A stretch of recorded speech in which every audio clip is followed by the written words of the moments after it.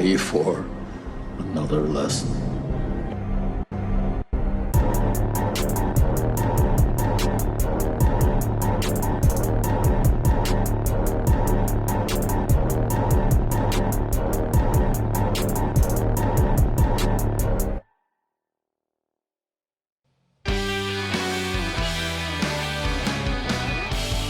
Oh, that's right. It's back. Yeah, baby. It's back.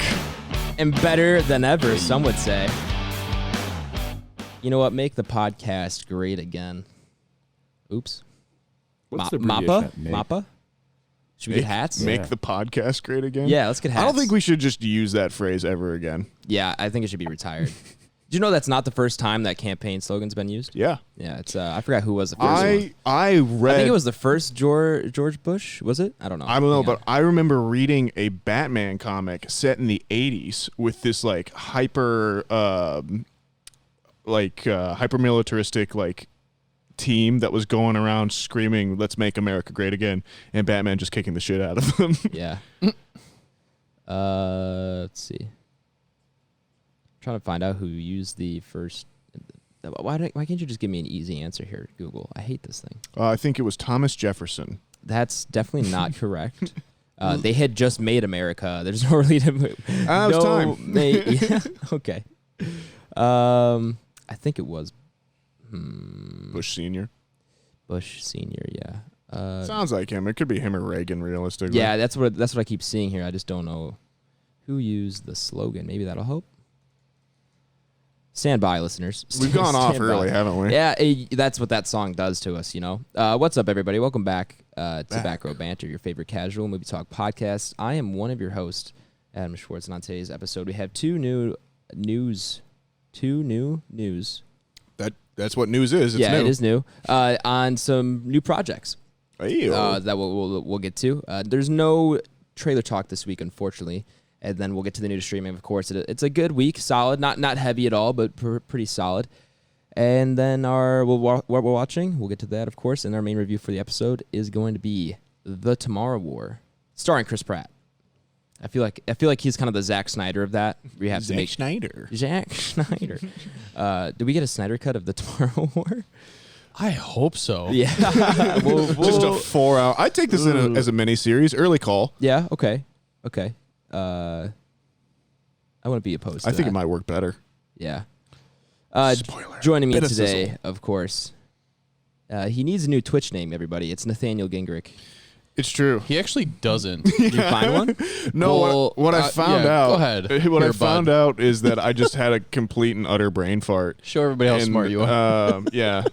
Here we go. Humble brag, master's degree guy. Uh-oh. So when I originally made a Twitch, I used the Nizza92 as my login name, and I was just as a viewer, obviously. And then I went in to make my actual Twitch handle and everything, and it's for some reason in my brain I thought you would have like one account as a viewer and another account as a streamer itself. So when I went in to log in, I didn't even think about my other account being the Nizza. And so when I put in the Nizza, it was like, someone has already used this. And it was you? Yeah. And so I was like, damn it, I got to come up with another name. So then I just used like my initials or something and just made another account. Oh, wow. So now I have two, but You love it. You love to see we'll it. see what I end up going with. Who knows? Maybe I'll just be like Professor Nizza or something like that. I like that. Humble brag master's degree guy. Doesn't roll off Nizza. the tongue quite as well. It might be hard to put in the URL. Also, True. at the end of the show, when you're plugging it, it's like, it's spelled HUMBLE. Yeah, that might be a little tough. Yeah. We'll see, though. We'll see. Really quick here, listeners. Ronald Reagan used "Let's Make America Great Again" in his 1980 presidential campaign. Well, there you go. There you have it. Good old Ronald Reagan. I was Finally just- found the answer there. What's the more you know star? Yeah. Yeah. Just imagine over. If we had video, I would put it in right now. And knowledge is one power. day. G.I. Joe. Also joining me today, he recently discovered he can play COD in his bed. It's Tyler Vidalis. What's You can play good? COD in bed? What happens here? Tell me about this. Well, so you can get if you can basically play your Xbox anywhere On your phone. on your phone. Sure. With And xCloud. With you remote get- play? You can get Yeah. the controller Yeah. and then just a little a little kickstand for So, your phone. I and will then you can just run it say, in bed. Don't think COD is compatible right now. It will be eventually, but they're still beta testing a lot of stuff. So there's only certain games you can play remote play right now, and I was looking last night. Rainbow Six Siege evidently is actually one of them. I'm not in. I will never be playing that on my phone. The input delay is just incredibly slow. Well, And not even that, but you're far more likely to be able to throw your phone across the room than you are putting your hand through a My monitor. God, yeah. Yeah, that's very I true. can't even imagine the frustration of that. yeah. Can you lean in that on phone still? Yeah, I mean, you have to use a controller. There are some games you can use touch controls. There are some you have to okay. have like a You have controller to- attachment with it. You have to double tap the iPhone home button to lean. That'd be funny. And then also joining us today, of course, he's trying to upgrade his console. Sony, please give him a PS5. It's BlakeHolder. It's Big Blake Yeah. Holder, actually. What up, what up? Big BlakeHolder. How you doing, buddy? PlayStation on the way, man. Is it? Hopefully. Did you order it? I did not. You did not. You're looking for it still? Okay. No. We have some bit of sizzle, but we have some Xboxes in the store. Maybe we could try one. Yeah, we're cutting that. Okay. Want to? All right. Am I We- supposed we, to? We may be in I don't business think it then, if matters. I can go Okay. in there. I and- can. and purchase something. Yeah. But yeah, I'm good, man. Had a good week. Had a nice holiday weekend. I was off today. Yeah? So it's cool to have a 3-day weekend. Yeah, what'd you guys do for the 4th? Yeah, man. We barbecued at one of my friends' place. So Nice, I'll nice. tell you what, he had a cool. fresh ass food, fit steak. on. I was just gonna Yeah, I was about to say the it's same thing. always a highlight of my week when Mr. too. Water Cooler shows up. 100%. And the best part about it, and Blake, I mean this in no disrespect, it's actually a compliment to you. The no Instagram caption thing, I find Yes. hilarious, but you are the only person I think on this planet that could pull it off, and I love it. Yeah, I you love think it so? so much that you do that. It's iconic. It is. It is. I appreciate it. I fellas. don't know a That's single all. other human being that could just post, maybe besides maybe like Kanye or someone like that, who could just post an Instagram, or Drake, who could post an Right. Instagram photo with no caption, and I'm like, this is acceptable. Everyone Yeah. else has to, but I love it every time. It's your Instagram's popping off, man. I like it. Yeah, man. Appreciate it, fellas. Mr. Water Coolers on Instagram if you guys want to take a look, of course. But yeah, man. So my weekend was good, man. Yeah. Did that, barbecued a little bit. Ty, Nissa, what'd you guys do for 4th? Me and Nathaniel, we worked. Yeah, we were in the store the Ty entire was there time. too. I yeah, also yeah. worked. That's my bad. I Store's open on the it connected in my brain. Sure that, is. Me and I Nathaniel would have watched the movie. It's like a. Nah. And the funny No. part is, we didn't even close early. We had regular hours, which was kind of Really? Yeah, but it was a Sunday, so Sundays we close an hour early. I anyway, feel like it Okay, was one of those okay, holidays we sure. should have closed at like 5. Hey man, it's time and a half. I'll take that Oh shit yeah. all day. Oh, I worked Yeah, open and that's- closed. I that's was like, fucking I'll true. milk this as long as you let me. Yeah. Not for me. Should have left early. Yeah. Yeah. Me and Nathaniel then watched Tomorrow War together. That That's was true. fun. God, I didn't even realize that was actually the 4th too. I think because we like did all our celebrations on the 3rd. Too. I did. Yeah. Yeah. That makes sense. Yeah. So you Did- guys did did my it, what, festivities on the Saturday, Right. Yeah. right? Yeah. Ty, I was. You said you went to. Yeah, we St. went to Charles? St. Charles. Met up with some, yeah, how was some that? friends. The fireworks Oh, were yeah. actually really Yeah, good. St. Charles. Yeah. Yeah, I've been to the fireworks there 3 years ago. Yeah, That's they cool. put on That's a nice place. put on a pretty good show. It's in a park. But yeah, it was cute. We had a little wine, Little get together. little hangout. Ooh. So Bit of sizzle. our friends just got engaged, so that was the Congrats. first time we've seen Congrats. them. Congrats. So Lauda and Newly Jeff. engaged. Lara. So, but yeah, it was good. It was a good time. Awesome. Glad to hear it, boys.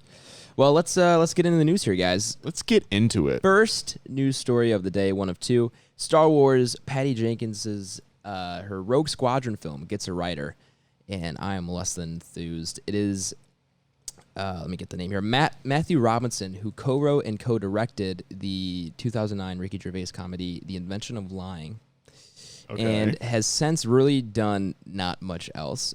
He has done, since then, The Power Inside, which is a TV show, Black Box, he did a few episodes there. Black Box? That's a TV show. It Okay. was like a plane going down, plane crash kind of show, I think. Ah, okay. Monster Trucks, Dora and the Lost City of Gold. He did the Okay. Dora movie in 2019. Love and Monsters, which I Is think that like was, a Dora the Explorer? I think Yeah, it Love was and the- Monsters is actually supposed to be pretty good. That's what I've heard as well. Yeah. That's the only one. That Laws most people owns it to Okay. on Vudu. I need to watch it actually. Yeah, and then he also did what is it here? I just lost it. How? Live, Die, Repeat, and Repeat. The sequel to Live, Die, Repeat. he's got the credit for that. So they're doing an Edge of Tomorrow sequel. Yes, Edge of Tomorrow. Okay. He's doing the sequel to that. So that's all he's got credits for. Trust him with the Star Wars movie after the sequel trilogy ended the way it did with fans. Bold call by Disney, to say the least.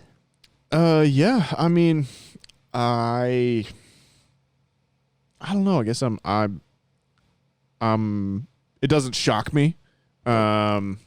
We'll see. I guess anything can be good. I'll extend him the benefit of the doubt. Nothing can be as bad as Magic Blood. So as long as we're avoiding that, in my opinion, and Chris Terrio is nowhere near this thing, let this guy have a crack at it. Okay. I know Patty Jenkins said that she wants this to be kind of a ragtag team of fighters movie or of pilots. Like, that is so far up my alley. Yeah, me too. I'm just so fascinated by I think we talked this. about it when it got announced, but like if I could make a Star Wars movie, this is the Star Wars movie I would make. Yeah, me too. Because the dogfighting in space is my favorite part of Star Wars. Yeah, the trench run scene in A New Hope is still my favorite thing. Yeah. Blake's just checking out immediately. Yeah, I have no idea. No, it's all good. About. What surprises me about this is that project got announced a while ago, and they're just now finding their writer, because that was at D23, which was 6 months ago, maybe even longer. I would probably think that the Star Wars crew they have over there with like Filoni and Favreau or something like that, they probably have some sort of outline or idea of where this is going and first. Then he's just filling in the gaps. He's there to write the scenes themselves and everything. Again, total speculation. I have no idea. I mean, Filoni. That's kind of what they need to do. They need to give Filoni the kind of control that what's the Marvel version of I forgot his David. Yeah, Feige. Kevin. Did I say David? Yeah. I mixed it up for a sec. Kevin Feige has done great with Marvel, and I'm sure he has that roadmap for what each movie and everything's going to do. They need to do that with Star Wars if it's going to be successful. Yeah. So hopefully David Filoni's taking that kind of role over there at Star Wars. Ty, does this mean anything for you? I mean, you're a big Star Wars guy. Yeah, I mean, I appreciate, anytime they give somebody new a shot. I just, we've put our trust in Disney, and I'm okay with whatever creative choices they want to make. And obviously, this guy's had some hits. Not everything is as good as Dora the Explorer, but few things are. I didn't see that movie, but I didn't either. I heard it's not bad. I've heard from a couple people that I kind of trust that it's pretty decent. Yeah, in which case, if you can, take a children's cartoon and turn it into a live action movie, and it's halfway decent, then take a whack at Star Wars. Fuck it. Sure. But yeah, I mean, you guys, Star Wars is Star Wars, so it'll be hard to hopefully. Well, I guess I shouldn't say hard to screw it up because they seamlessly screwed it up. But the other side of things is too, like, how many people in Hollywood right now are writing or they're in because of like Star Wars. That was just such a formative film for so many people. I'm sure anytime you get that across your desk, like, you're bringing your A game 150%. For sure. But I also bet he's, like I said, since this has been announced for so long, I'm sure he's trying to get it shipped out as fast as possible. True. And obviously there's, screenings, and I'm sure he's had to have at least written something to prove to put his worthy. name in the book or put his name in the hat to, at least get a shot at it. Anyways. Yeah, I'm sure they didn't just, like, see this guy's name come across their desk and be like, he's the one. So, I don't know. This guy gives me a good feeling. Have you ever hear the something about that Dora movie? Did you ever hear the story of after Walt Disney passed, the only thing that they found at his desk was Kurt Russell's name written on a notepad, and so that's why they cast him in like 5 movies after that. That's funny. That's incredible. Mr. Nobody. Yeah, back when he was actually Mr. Nobody because nobody knew who he was. Back when he was fighting fires. Backdraft reference. I like it. Even prior to that, actually. I think like his first one's like The Robot Who Came Home or something like that. He plays like a robot in a movie. It's on Disney Plus. Go check it out. What's the Soldier movie? Is that Super Soldier or it's just Soldier. Soldier? The sequel to it's in the Blade Runner universe. Yeah. Well, moving on here to our second news story. Not as smooth as a transition as I would have liked, but I couldn't think of anything. Hey, it's all good. Yeah, it happens. Noah Hawley confirms Alien TV series for FX is not a Ripley story, will explore inequality. So this got announced, I believe, back in December. Okay. Noah Hawley is the showrunner from Legion, who is basically being the showrunner for this new Alien TV show. Yeah, he also wrote Fargo, if I'm not mistaken. Okay, the TV shows? Yeah. Okay. Yeah, he's very well respected, and FX is lucky to have him because he's kind of carrying them right now, Sure. from what I understand. But yeah, he's a great writer. Yeah, so he has divulged some information on it. He's not trying to do another Trapped story. He said in the story from the Hollywood Reporter, the alien stories are always trapped in a prison, trapped in a spaceship. I thought it'd be interesting to open it up a little bit so that stakes of what happens if you can't contain it are more immediate. And then he goes on to explain that it's not necessarily going to follow Ripley, but it's kind of going to follow that original story, and the idea that one of the lines that he uses for inspiration is the line where she goes, how which species is worse, at least they don't sell each other for a percentage or put each other down for a percentage or whatever it is. Right. And they're going to play into the whole inequality thing between corporations and the exploitation of those corporations a little bit more than they have in the past. But even though the original Alien story deals with that somewhat. Now, if I'm not mistaken, you haven't seen Alien, correct? I've not. No, that's all from the story. So Okay. I will not take credit for that. I need to watch Alien first. But I did read that in the story. That's why I didn't. Sure. I didn't know. Maybe I should have prefaced this me reading that. Yeah. But yes, I haven't seen it. But from the story, that's what they kind of talked about. Have you seen Prometheus or anything in the Alien I oeuvre? I have seen like half of Alien, more than half of Alien. Okay. It just not in a long time. Gotcha. And it didn't pay all that much attention to it. It was just something that was on. Right. But I need to sit down and watch it, Absolutely. which I have not yet. At least the first two. I would say definitely watch Alien and Aliens, and then you can go back and watch Prometheus and Alien Covenant, and then decide at that point if you want to put yourself through Alien 3 and Alien Resurrection. Okay. But I've heard Prometheus is at least worth watching. Prometheus is is definitely Prometheus worth a Yeah, watch. I like it. It got a lot of flack when it first came out. It was kind of questionable, but I think over time, people have come to appreciate it. I'm a fan. I'm just glad that they could capture that same kind of sci-fi horror. Prometheus is a beautiful movie. And it looked so good when it first came out. But Who's yeah, the I was director on that? That's Ridley Scott. Ridley Scott. Yep. Oh, okay. So I was just so glad that they could take that and still capture that for me when I was a kid and I first saw Alien and still kind of carry that There's over. a scene in Prometheus that I would argue is maybe the second scariest in the Alien franchise for me personally. Is but it I when won't. she's okay? Yeah, in the pod. No worries. I figured. Yeah. Yeah, Okay. yeah, yeah. That's my But it's reaction. Crazy scene. But it's Yeah, sizzle. crazy scene for Yeah. sure. Yeah. Any reactions to his thoughts on where he's gonna take this TV show? Because I saw some reactions online, and like I said, I haven't seen the original. Sure. But saw some people just pissed off that this is gonna happen. But then I saw a lot of people saying like, if you actually look at what Alien is trying to say, it does deal a lot of this inequality. Oh yeah, absolutely. it has There a is lot of commentary There is definitely a huge commentary on it because they're basically truckers. Like they are Okay. blue collar workers in the original, and it's Alien when it came out was this kind of really weird counterpoint to like your 2001: A Space Odysseys and your Star Wars, where whenever you saw sci-fi in the future, it was always this clean. Well, Star Wars is technically in the past, but whatever. Sure. You know what I'm saying? Yeah. It's this kind of clean, septic. Everyone's has their defined role and everything, and everything almost looks like it's designed by Apple or something. And Alien is just, it's just guys that look like they're miners or as in working in a mine, not children. But like, they're just out there to basically earn a paycheck. Like no one really cares. The ships aren't glamorous or anything like that. It's like raining on the inside. It's awesome. But yeah, there's definitely always been kind of that commentary in there. What concerns me a little bit more rather than the social commentary angle is the idea that we're taking it out of the trap or anything like that, because that is just so in Alien and Alien's DNA. Okay. But I trust Noah Hawley enough, and he's a smart enough writer to do this well. So Sure. I'm with you on that. Obviously, that they've been big on kind of the trap or having it in one location. What scares me with that though is that I just feel, as a quick comparison to A Quiet Place, I just feel like xenomorphs, like they could eradicate life so quickly. So it's going to be really interesting to see how long they can play that out. that's an excellent point. Yeah. Because I mean, and as in A Quiet Place, I mean, like they're not reproducing or doing anything of that nature. Like that stuff happens with xenomorphs, and like I just don't see how that can carry out over like seasons, right? But yeah, I mean, if they can pull it out and they can put it together, I think it'll look good. But it'll be interesting. We've been on record saying that we think xenomorphs are one of the more like perfect organisms. Dude, they're so scary. Film.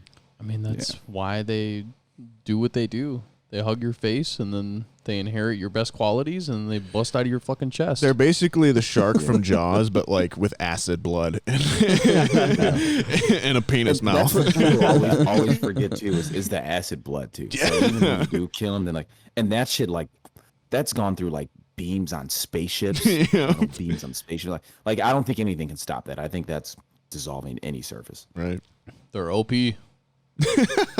They are for sure. Someone write the developers. These are OP. Xenomorphs are broken. Yeah, nerf the xenomorphs. Xenomorphs the new They're meta. broken. Yeah, right. That's funny. All right, well, we'll have to stay tuned and see where that alien show takes us. There's really no release date or expectation when that's going to come out, but we'll keep you updated here at Back Row Banter. That's right. Yeah. Let's move on here to the Adam Schwartz's completely subjective new to streaming list for the week of July 4th. Tell me about through it. The 10th. To Netflix, I Think You Should Leave with Tim Robinson Season 2. This is one of my best friend's favorite show. This is like my brother's favorite show. In fact, he said he's taking work off to watch it all before he goes to the Cubs game that night. He's taking work off to watch this entire season. Have you guys seen I Think You Should Leave? No. Blake? Very surreal, like weird comedy. Yeah, very out of place comedy. It's skit based. So Tim Robinson was on SNL for only like a season or two, right? Oh, yeah, I want to say. And they kicked him off. I don't remember what the reason was, but he's since been around doing like writing and smaller roles and stuff. And then a couple years ago, I'd say probably around 2019, I want to say. Yeah. Sounds about right. Netflix gave him a season to do his own skits and he writes and stars in them. And they're pretty good. They're like awkward social scenarios. Like the opening one, I think, is a guy in a job interview at a cafe or something like that. With the door, the pole door. And the door is a push door, and he keeps trying to pull it From the inside, From yeah. the inside, but he's too embarrassed for trying to push the door open when it's a pull, or whatever way it was. The opposite way. The opposite way. So he just rips it off. So the he just hinges. rips the door off the hinges because he was too embarrassed by the interviewee or interviewer to go the other way. But stuff like that. There's like a nachos one where he complains about the date he's on. The girl he's with is eating all the loaded nachos, and he goes up to the manager of the restaurant and asks him to tell the girl to stop, that the restaurant has a policy and she has to stop eating the loaded nachos. Just random funny stuff like that. Not all. Some episodes are better than others for sure, and they're really short too. I think they're like 15 minutes. Yeah, or the something skits that. are like 15 minutes. I think they compile them into compiled Sure. episodes. I don't know how long the episodes are. They're not that long. You can burn through the first season pretty quickly. So yeah, season 2 will be coming out on the 6th. If you're interested or have seen that before, get excited for that. Brick Mansions. Oh man. Paul Walker stars in this crime thriller about an undercover cop navigating a dangerous neighborhood. If I remember, this is the parkour one. Tons of parkour. that what Parkour it is? everywhere. Yeah. That sounds. Is it good? Have you guys seen it? I have definitely seen it. I don't remember any of it really, Okay. except for the fact that it's just filled with a fuck ton of parkour. Yeah, 2014 tail end of parkour, I would say. Yeah, the parkour renaissance. Yeah, yeah. I just put this on there. I saw it was Paul Walker, and I didn't know if you guys had seen it because I was watching more Fast and Called Furious. free running, dude. Oh my god. How to Become a Tyrant. This is a series one season documentary series of looking into how some of the most notorious dictators came to be. Yeah, that's a good Interesting. idea. Let's give some folks a People some how-to ideas, guide. yeah. How to. This goes along with I think it was, what was the one last week? Or the week before, that was the animated movie with voice actors. I forgot what it was called. Oh, the America the movie or whatever. America the movie or American History, something like that. American History X. Yeah, but Different movie. another docuseries if you're looking for that. That's all for Netflix. To Amazon Prime and Hulu, there's nothing coming, and don't expect much for Amazon Prime. I looked ahead, And the list for after the 3 days of the first week of July is just like so short. There's barely anything coming out. So that might continue going forward. To HBO Max, nothing as well. And to Disney Plus, though, we got The Good, The Bart, and The Loki. In the new short coming exclusively to Disney Plus, Loki is banished from Asgard once again and must face his toughest opponents yet, the Simpsons and Springfield's mightiest heroes. The God of Mischief teams up with Bart Simpson in the ultimate crossover event, playing tribute to the Marvel Cinematic Universe of superheroes and villains. I've been thinking about this. I think I might go in on The Simpsons soon. Oh, I have never watched The Simpsons as a overall ever. Yeah? I've seen the movie and that's it. Not my type of humor for the most part. I think they have their moments, but in general, I could not do God knows how many seasons there are. Because you do know that's like the longest running TV show of all time. But that would be an investment. Most people are like, oh, after the first 10, it's kind of sure. it's over on there. So I might do the first 10 or something like that. But okay. I don't know. Yeah, I'm kind of interested in it. We'll see. All right. It's hard because it's one of those shows that you grow up on as a kid, and it's more of the show you're not allowed to watch as a kid. Right, so that was the thing. Right. I wasn't. So it makes you want to watch it a little bit more. So when you do get to watch it, you're like, there's some funny parts in there. At least the Treehouse of Horrors are supposed to be good, yeah, right? Absolutely. Those seem like they'd be up my alley. But yeah, this is one of those things though that you don't get a lot of this stuff. You don't get the Rick and Mortys, you don't get the American Dads, you don't get the Family Guys without the Simpsons, South Park, stuff like that. Sure. So it really kind of paved the way for a lot of those we'll call them adult humor animated shows. But yeah, there's definitely some good stuff in there, and obviously there's all those rumors about the Simpsons predicted everything. Right. So yeah, those are hilarious. There's some pretty funny things in there. So I think if you watch it, you'll at least enjoy some of it. You definitely won't enjoy all of it, but you will enjoy some of it. Okay. Cool. Also coming to Disney Plus, we got Loki episode 5 coming this Wednesday. We'll do a little Loki spoilers because the three of us are caught up. Blake is not on the TV show, but we'll talk a little bit about that. I think he should maybe hop on this. We'll get to that. How many episodes are they in right now? 3? This will be the fifth one. 5. Yeah, this will be the fifth one. It's launching Wednesday, so the day after this episode releases. Marvel Legends Black Widow, so another little recap series on all the heroes before Black Widow's coming out soon, isn't it? And Jesus. Black Widow Premiere Access coming to Disney Plus, so if you want to pay $30 rather than going to the theater. Nope. Yeah, no thank you. Please go to the theater. Yeah, please go to the theater. I'm telling you, Fast And 9 it'll probably be cheaper. Yeah, honestly, it will. If you don't go by yourself. Fast 9 in the theater was such a good time. It was. If Black Widow's anything like that again, I was actually talking with a client today about that. Yeah. He's like, dude, it was so much fun. Yeah. I was like, yes, I know. Theaters are great. Theaters are great. Go ahead and watch that, listeners. We will be reviewing that. It won't be next week's episode. We'll get to that later, but it will be probably the week after. So we'll get to that. So go ahead and watch that this weekend. First Marvel movie in theaters since Spider-Man in 2019. Yeah, Spider-Man 2. Yeah, so almost 2 years. Far From Home. Yeah. Is that what that Whoa. is? Wow. That's crazy to think. That is, man. That's nuts. Also coming to Disney Plus, Star Wars: The Bad Batch, Episode 11. Tyler, you up to date? I don't think I am actually. Is this because you've kind of dropped off? No, or? I think I've just been doing a lot. Okay, fair enough. Friday we gamed. That is true. We a did little game bit in the lot. afternoon. Yeah. Maybe I am.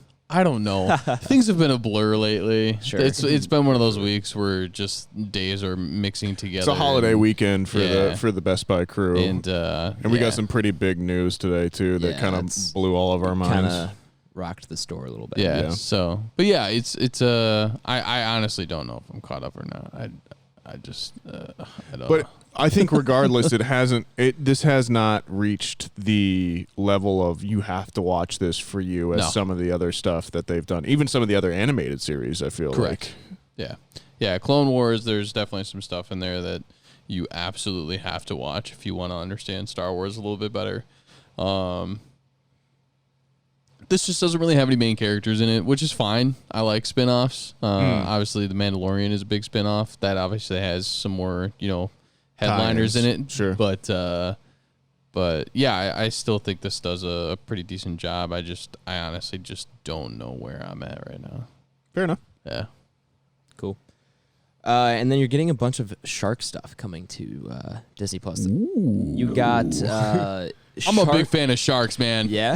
Yeah. Well, I don't know if Here we Tyler go. and I Favorite going on shark. record as big shark guys. We got Favorite shark. shark. Ooh. Favorite shark. Yeah. Oh, mine? Yeah. I guess we can go around. I guess we can go around. Tiger shark. Tiger shark. Tiger shark, hands shark. down. They're like that, absolutely yeah. beautiful. I like Yeah. hammerheads. I do like hammerheads. Okay. That Yeah. was my instinct. That or the mako. I like The makos. Mako. Mako. I'm just quoting from Jaws here. Blake, what about you? Big shark Blake. Big shark Blake. I don't know. I like tiger sharks. I like lemon sharks. If you guys are familiar Lemon with sharks. those I'm gonna are. look these up. They're kind of the They're pretty docile. I was gonna say they're kind of the Yeah. chill ones, Yeah. right? Yeah. So usually when you see They don't people look like chill. swimming with sharks, it's usually a lemon shark. Yeah. Which ones are the That'd be ones cool. with? I think I'd still be scared, They're but I pretty think that'd be docile. cool though. What's Yeah. the one with all the crazy teeth? The nurse sharks. They're supposed to be pretty. Actually, supposed to be pretty chill as well too. Yeah, I think you're right. Let me see. Are tiger ones the ones that eat like everything? Yeah. They are, they are known. Well, actually, Bull sharks, Bull too. sharks are Bull known sharks, for really yeah. kind of just eating whatever shit they want. Well, bull sharks go anywhere because they can go in freshwater too. They can go in freshwater. Ooh, that's scary. Bull sharks are those are known to be the most aggressive towards pretty much anything because they'll eat anything. Tiger sharks will also pretty much eat anything. Saw but, one eat a rocking chair once. Jaws. Oh, I know. You'll, I know. I've seen it now. If you'll know a tiger shark when you see it, especially in the light, because you'll see like a distinct pattern all over its back. Great whites are Right. obviously pretty high up there. Yeah, they're the T-Rex of the ocean, though, aren't they? They're just like. They're nuts. A- They're Actually, wild, I don't know. That's man. probably orcas or killer whales. Yeah, whales, fair those are- enough. Yeah. Probably like the- I just the mean true, like they're the shark that everyone knows, and like Yeah, every for little sure, kid will be yeah. like, "Oh yeah, great white." Yeah, That's my little kid voice. it's really good. Miners, like Yeah, little miners. kids. Yeah, not ones that work in mines, but children. All right, to Disney Plus, you're getting Shark Beach with Chris Hemsworth. Chris Hemsworth is on a mission to uncover the science of shark behavior and discover how humans and sharks can safely coexist. After an increase in local shark attacks alongside the east coast of Australia, Hemsworth seeks to understand different species of sharks and their behavior while also experiencing new preventative measures of the latest technology to help stave off shark-human encounters. Magnets.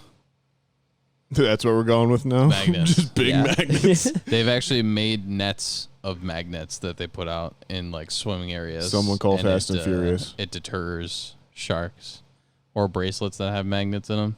Anyways, this is speaking Or of like famous people. vaccines that have magnets. Yeah, sure. It's real.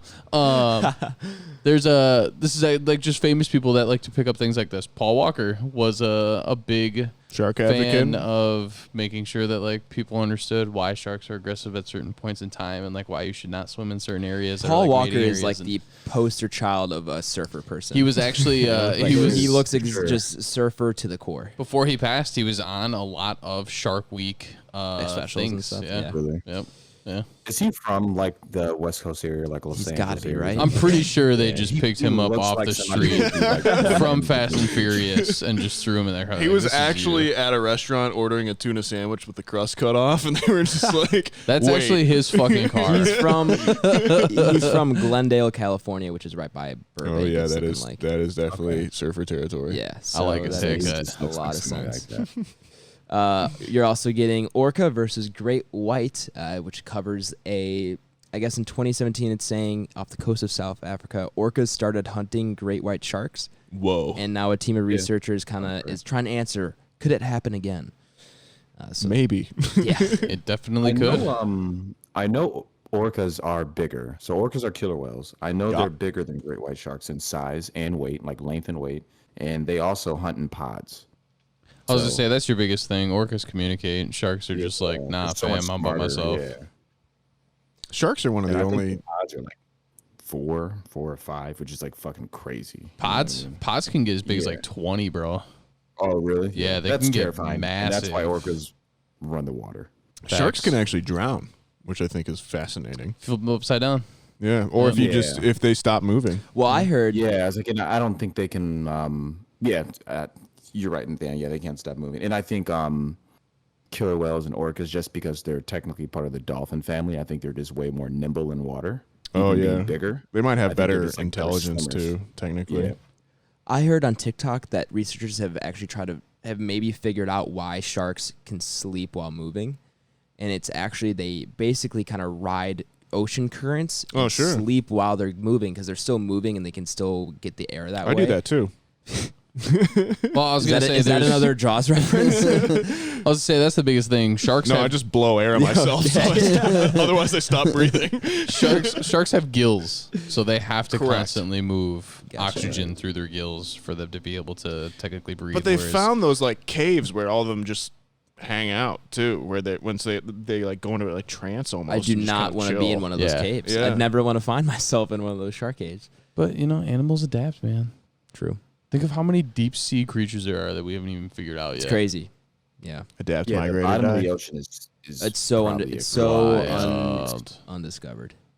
It kind of scares the shit Hey, out of me, man. not gonna You lie. guys think it's Ocean more is crazy scary. than outer space. It could be. Who knows? It's probably more like relevant, dangerous to us, right? Like, I think the ocean Yeah. is a pathway. What if there are white to spikes space. down there? Oh, so you're just watching a lot of Pacific Rim? It's a portal. Yeah. All right. We're getting also Rogue Shark, which is covering like a series These of... sound like sci-fi movies from 2008. It covers a series of shark attacks that were happening in like one very small area, but it was very repeated. So they figured it was like they kind of looked into why this one rogue Three shark. bodies chewed up in the surf off the New Jersey coast. This was off of Australia coast as well. That was another Jaws but yeah, quote. they try to kind of. Okay, Sorry, didn't get sorry, that one. sorry, I did not sorry. get that one. That's Sorry. all right. I know, I'm distracted us No, early. you're good. You're good. And then there's one shark's attack, and it kind of covers the science of a shark attack or why they do it, all that kind of stuff. And then world's biggest bull shark. They found it's a kind of a little short series, I guess, on the world's biggest bull shark that they found. I might just go in on sharks And this week. Yeah, who knows? Maybe it's Shark Week in July. Week? Yeah, on Disney What Plus. week is Shark Week, guys? Does It's anyone first know week the answer to August, that? second week August. I could be wrong. I don't know. Maybe it's this week. Who knows? I honestly don't remember, but my sister and I argue constantly about who's a bigger shark spurt. Oh, Shark Week 2021 returns on July 11th. There you go. Shout out, Kara. I'm smarter than you when it comes to sharks. Deal with it. Bit of sizzle. Man, we're going to get letters now. Uh-oh. Give us a 5-star review. 5-star Karen. review. Let us really know what you think of Tyler. All right, that's it for the newest streaming. Let's get into what we're watching here, boys. Tyler, why don't you kick us off here? Or do we want to start with Loki? We do can. Loki. Yeah. Let's Go ahead. okay. Like Before Howie. we get into spoilers here, for anyone who's not watching Loki, and this includes Blake, as I mentioned before we start recording here, I don't think it's going to be very hard for people to go forward in the MCU without watching this show. Seems that way so far. So far, we'll see how it ends. We'll see how they lead into the other stuff. They are setting up so much for what it seems like is going to be this next story arc with who the next villain's going to be, how the next movies are going to play out, all of those plot lines. And there's a lot of exposition here. It feels like, we don't know for sure, it feels like there's a lot of exposition here for future movies like the Quantum Realm movie with Ant-Man, the multiverse movie with Doctor Strange. There's a lot that seems like it's getting set up here, and I'm concerned for people who don't watch the show or don't have Disney Plus and don't want to watch the show, if they might just get lost next time they go to see an MCU movie. I almost go the other direction, and I'll tell you why. Okay. That I think Marvel is just so dedicated to still keeping that film audience that I wonder, with there only being 2 episodes left, that there is just going to be a ton of unanswered questions by the end of this. That we're going to get like to the end of the season, it's going to be kind of it ends with a whimper rather than with a bang. And I feel like of the 3 series, they just really have not nailed the endings Of any of them so far, or both of them, I should say. Yeah. And it hasn't set a great precedent, so that gives me concern that if they are more dedicated to just kind of keeping that that you don't have to do it, at least yet, or at least right now. That they may just answer maybe one or two of the questions that they've kind of posed, and not really everything, and they're saving that for like, the first 10 or 15 minutes of the next kind of phase movies or something like that. Right. I do think they have to have some kind of answer for. Yeah, I agree. They have to fill people in some way if this does end up being a setup for a lot of the movies going forward. They have to give some kind of explanation in the movie. So that being said, should I hit the spoiler sound for anyone that doesn't want this spoiled for them? Yeah, go ahead. I don't know if there's much more to be said on that. So if you've not seen Loki episodes 3 and 4, or I guess any of the series really, but yeah, especially 3 and 4, go ahead and check the episode description where I have linked a time you can jump to where you will not be spoiled. Shit goes down. Shit has gone down. Blake, do you have intention of watching the show? Because I don't want to spoil it. Anything? No, if you do. guys are fine. Because Okay. even if I get to it, You'll probably I'll forget. Get to it, yeah. Go Okay.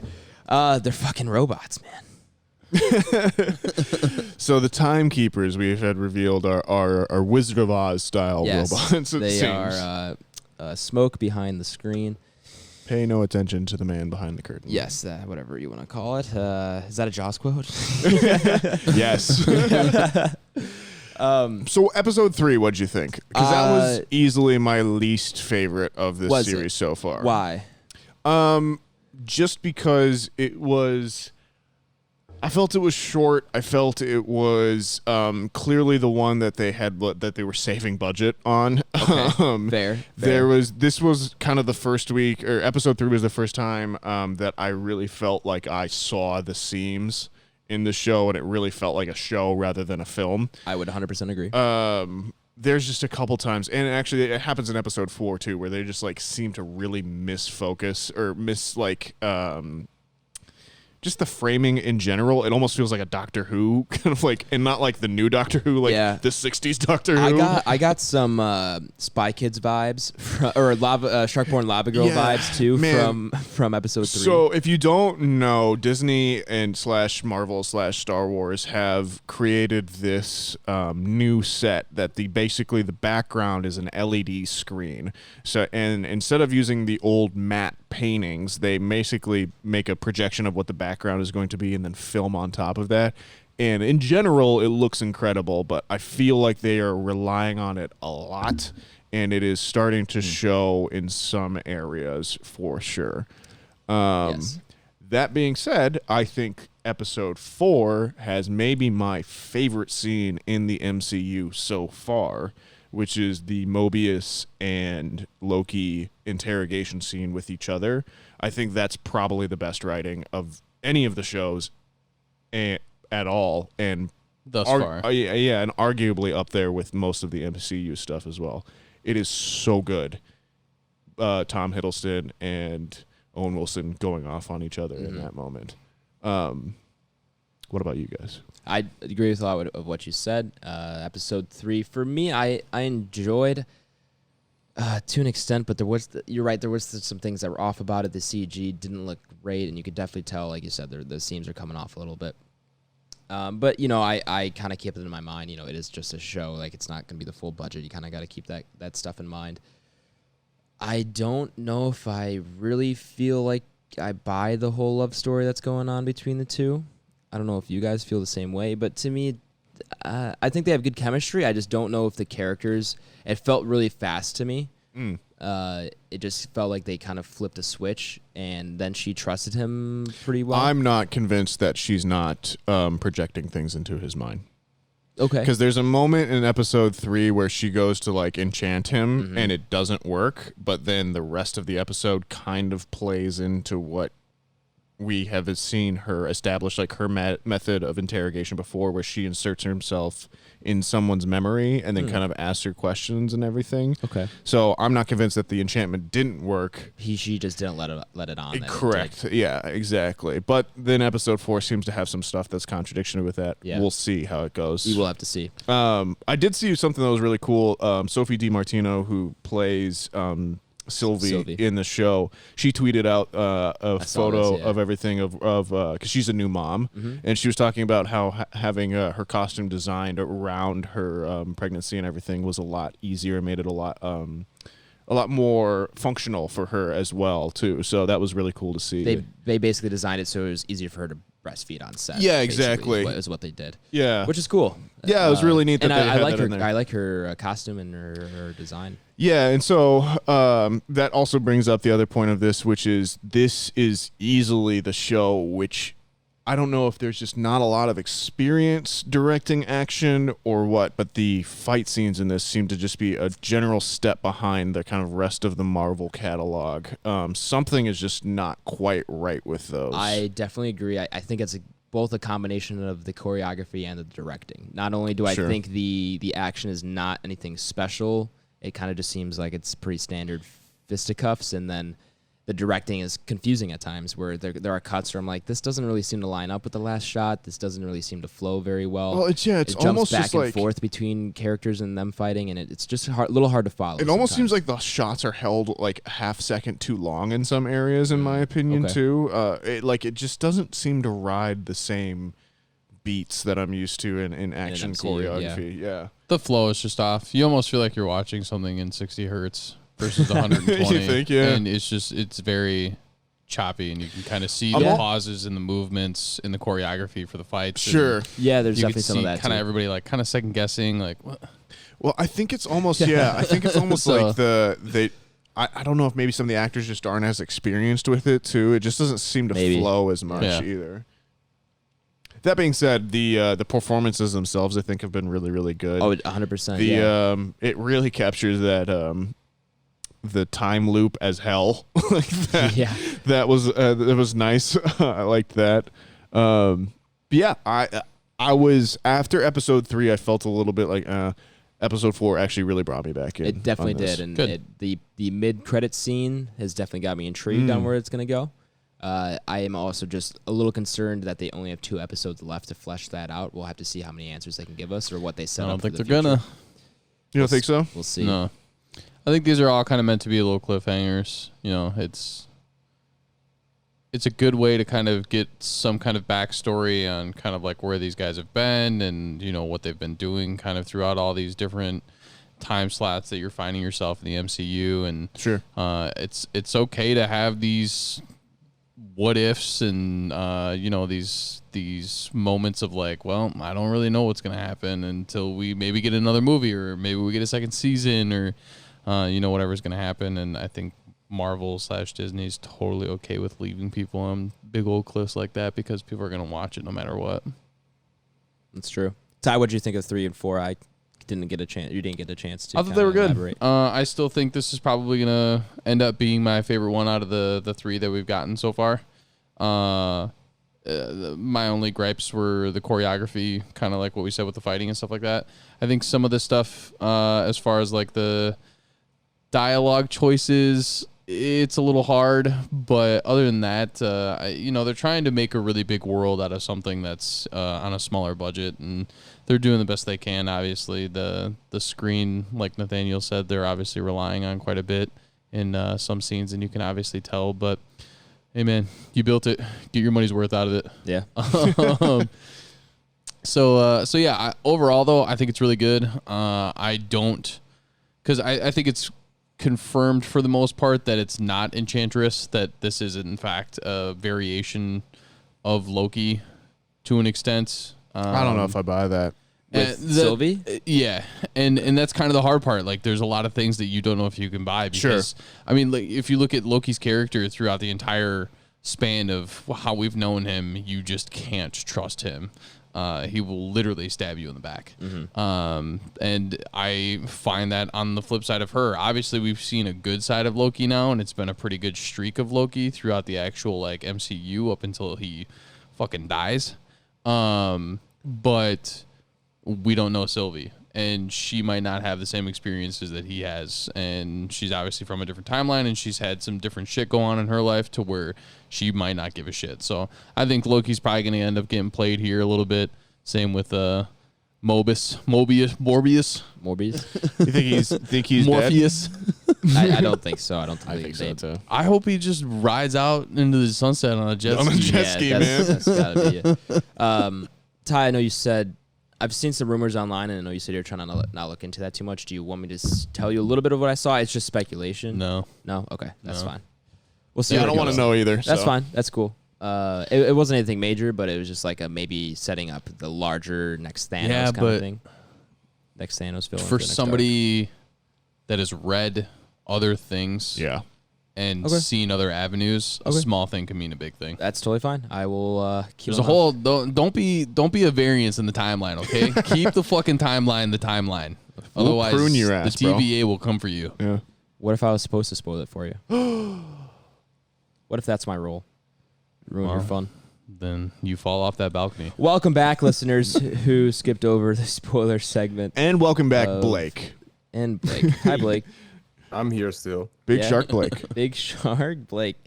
Ty, do you want to start it off with what we're watching here? Yeah, my list is relatively short. Okay. We had another F1 Grand Prix. It was a good one, too. It was a good race all around. Did you guys watch live, or did you guys watch someone talk about it again? Someone talk about it again. Oh, great. It's actually, I don't know, I'm kind of in on it now, Really? too. Yeah. It's, the guy's good at it. Okay. Yeah, it's not bad. I find And him calming on his Sunday channel, mornings. His So- channel's actually What growing. are you so- watching then? You're watching him commentate it? It's, you watching any of the cars? No, No. so it's on YouTube. You get like a representation of the map, and then there's little dots that are moving Oh, around. that's fine. Okay. Yeah, and then you get you have all the lap times. So Okay. and they're so quick that you basically like the lap times always giving you information on who's in, who's Gotcha. out, like what tires they're running on. That's and not stuff too Pit like bad. that. stops, tire Yeah, pressure. that's not too and bad. then all that he's stuff. doing live commentary as well. Gotcha. That actually sounds kind of good. Yeah, it's fine. To be honest, you For wake up on someone that might just be getting into F1 and don't want to pay the $90 for Yeah. the app, Is it's it for really a good, year? It's a really good way to get in. It is for a year, which really isn't that bad. It's and not you terrible. Get a ton of shit. Sure. I've just been trying not to spend money on stuff I don't. Yeah. And if you haven't, Particularly if you have a cable subscription with ESPN, it's on ESPN Is in, it? the, Yeah. on, Okay. in the mornings. Oh, Yeah, okay. we just Tyler and I don't have ESPN cable. Plus? No, ESPN. I think you can get it on through like the ESPN app. You just have to sign Okay. up with a cable provider. But I'm pretty sure it's on one of the ESPN. Gotcha. The Ocho or something. Yeah, probably doesn't come with ESPN Plus. There's like No, something it doesn't come with ESPN Plus Okay. because I have that. But Gotcha. Yeah. Cool. So, yeah, Max Verstappen all the way. That's my man. Lando Norris obviously had an amazing race for somebody that's, in his spot and in his career. Young. I'm really excited for Bottas. I hope somebody picks him up because I honestly don't foresee him going back to Mercedes after this season, but I guess we will see. So yeah, there's a lot of changes going on. There's a lot of fun things going on there. But Lots of drama. Red Bull, fifth race, and I think it's 4 for Verstappen. 4 in a row, yeah. and 1 for Checo. So they're killing it right now. Wait, and so they've I'm won all very 5? excited. No, there's been 8 races. Oh, And they've won 5 of them. 5 of 8. Okay, Yeah. that's great.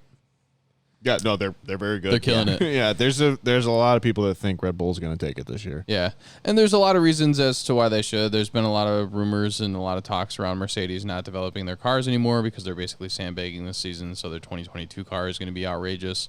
Just like everyone else is. And yep, so that's why they're saying Red Bull is kind of pulling away here because Red Bull has kind of continued to develop their vehicle or both their cars into the season here, and so they're probably going to run away with it, to be honest with you. And But if we I don't- know anything, we also know Lewis Hamilton is one of those people that can just find the extra gear Man, he's and just slap you. He's the Tom Brady. He's ridiculous. And the great part is nobody sees Bottas. I know. And like he's like one of the greatest drivers out there on the grid. It's true. This so has yeah, been F1 talk. it's really great. I'll obviously always tell you to get into it. So obviously Leah and I are still going in on Breaking Bad. We have busted into season 3. We are slamming through episodes, so it's been really fun. I think she's having a good time with it. There are some times where she's like I just can't watch this. Like, what do you like? There's some gory parts It gets in there. intense. So yeah, but overall, she's still in, and it's been great. We just met Gustavo. So this is where things are going to kind of start picking up here. and I'm- Giancarlo Esposito. Yep. So I'm very excited. And then I only got to one other movie this week besides the Forever Tomorrow War yesterday, and I actually watched Abraham Lincoln Vampire Slayer. Oh my goodness! So How is that? I I've could have never had seen that 1,000 movie. guesses and would not have said. I'm actually kind of in on it. Yeah. Yeah, the if we're going back to like how important fight choreography is, it actually does it really really well. Obviously there's vampires, so the lighting is really well in nighttime. There's one scene where I'm like, this is just fucking outrageous. Yeah. And they're basically fighting over a stampede of horses. And at one point Abraham Lincoln like physically like basically catches a horse. And it was wild. But it's really After watching really cool. F9, I mean anything goes. I think it's really cool. I think they did a really good job with it. There's some good actors in there. The guy, I don't know his name. The guy that plays Abraham Lincoln is like a fucking shoo-in. This guy should be like Abraham Lincoln in everything. Let me find out. Here. His name is Benjamin Walker. Oh. But he does a great job. It's really good acting. It's good writing. It's a fun little story. And yeah, I think you should go check it out. That came to a streaming service. Which one was it though? Prime? Prime? Yeah. No.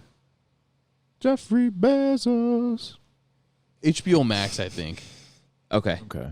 Maybe. I think it's Max because I don't think I have Prime on the 75, did but I it. definitely watched it out in the living room. You combined the two there. Oh, the part 1 and part 2. Actually, I guess you didn't. I think it doesn't matter. Cool. Is that anything else there, Ty? Not that I can really put my finger on there, bud. Cool. Well, why don't you popcorn someone? Caramel popcorn, Nathaniel. Howdy, folks. I'm Nathaniel, and I'm Caramel Popcorn. That's my street nickname. Is that your new Twitch name? Could be. Caramel popcorn. Could be. The caramel nizza. That's the new drug. It's the street. Yeah, It's on the street. caramel popcorn. So yeah, let's talk about what I got to. Loki episode 4 we talked about already. A couple more episodes in Full Metal Alchemist. Oh, that's right. You're watching that. Yep. Waz is a big fan of that, so we're kind of watching it together.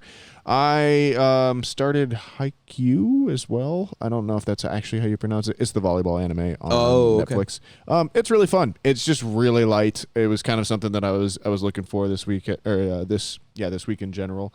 Good times. I also got to 2 movies outside of Tomorrow War. Kind of a briefer week for this week. I read a lot this week actually.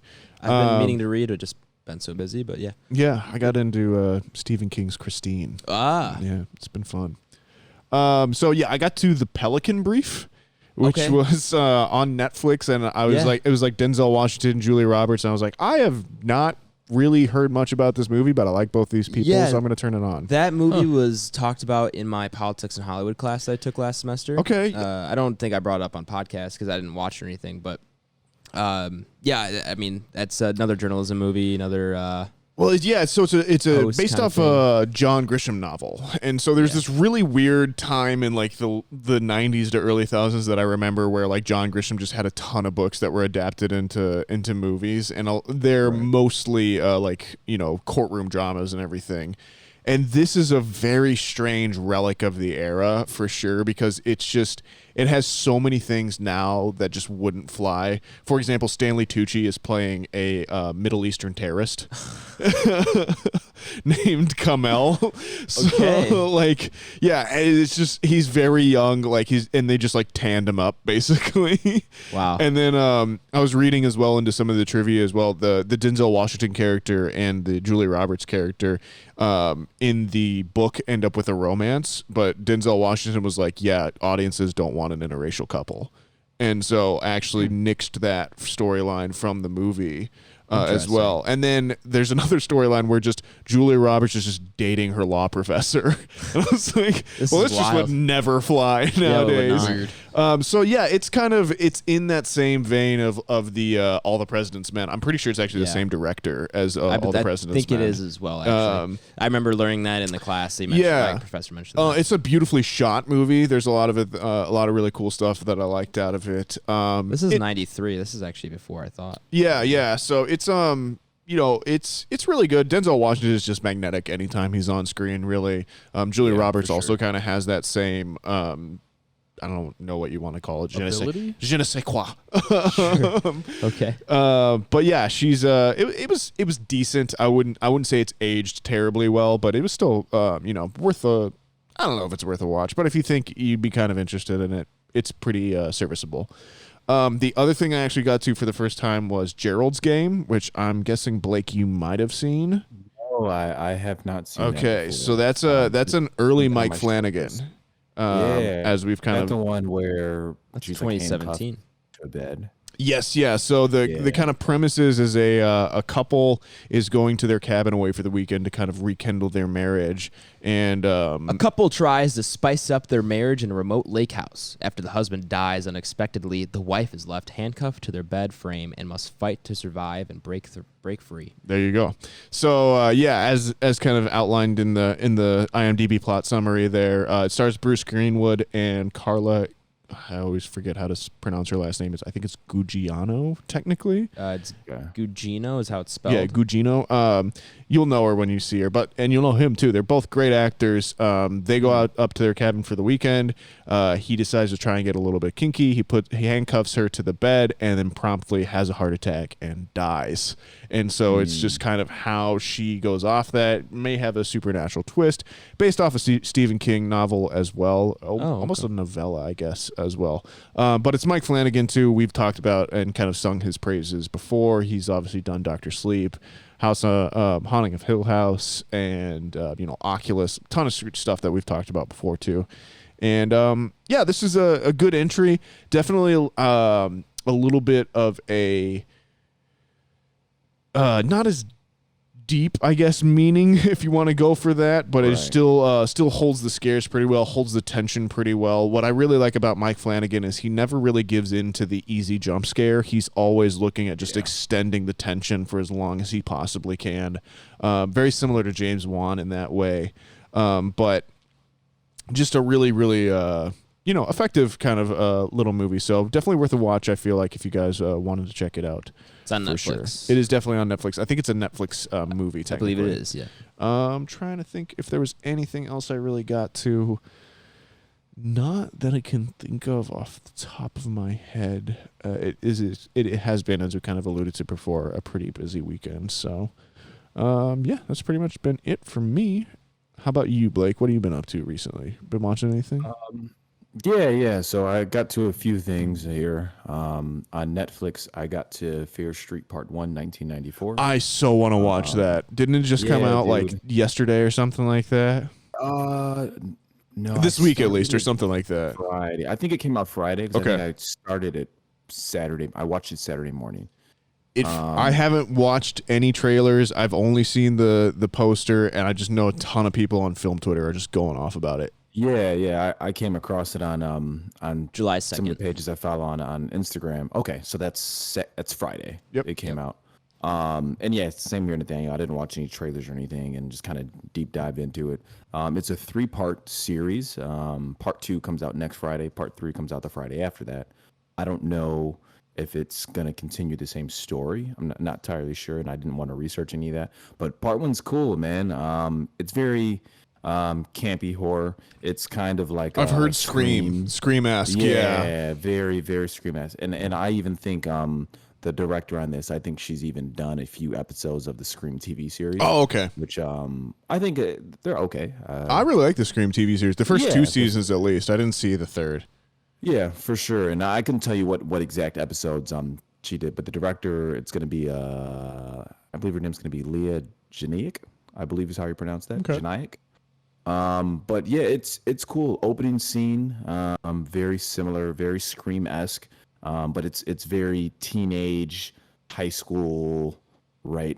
Some type of mass murdering going on in kind of like a shady neighborhood, Slasher or shady town. Yeah.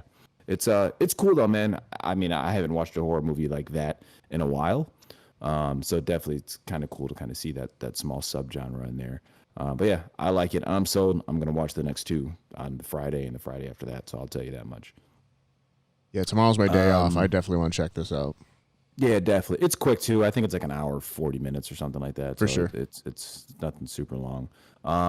Outside of that, yesterday, at my buddies. Like I said, we were out barbecuing, so we just kind of had Netflix on and a few things. So we ended up having a Dave Chappelle stand-up on. Hey, which one? Oh, like a recent one? Yeah, the one from 2017. It's Oh, was that his first one back? Yeah, I think Okay. it's Equanimity. Okay. I believe is how you pronounce that. Yeah, But I'm yeah, pretty sure I've seen that that's one. pretty funny. He's hilarious. We already know that. Chappelle Yeah. Show's fucking funny. Yeah, he's great. His stand-up after that, and I think in 2019 was funny. So don't have to go deep diving into that. And then I also watched both rewatched The Strangers, and then I rewatched the sequel as well this okay. week. So The Strangers Pray at Night, which I haven't seen the sequel since I saw it in theaters. I haven't seen the sequel. It's okay. The rewatching it didn't change much, but I had nothing else on. They were both on Netflix. Sure.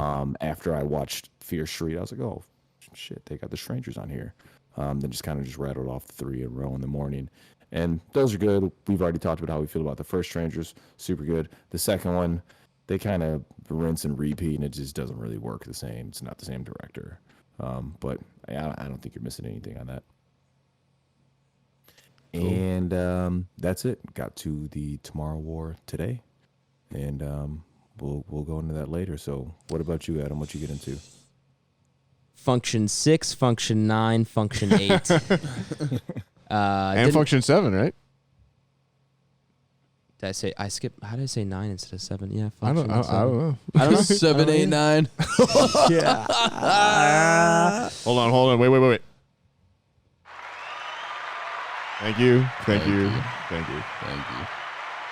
I would have liked the I would have laugh also track one. I would have also sufficed for crickets. Yeah. I'll take it. So, anyways, F6, finish that out because I watched like half of it.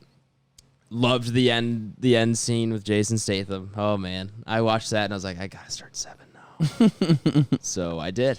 you text the group. I did update the group a little bit as I was watching. I watched the entirety set of 7 in one sitting, which was great because 7 rips. 7 might be a masterpiece. Who knows? James Wan, baby. Yeah, it was good. It was really, really good. I don't think it's definitely I think it's number 3 for me in the series. Wow, okay. I think it probably goes 3, 1, 7, 2 is the top 4 there. Okay.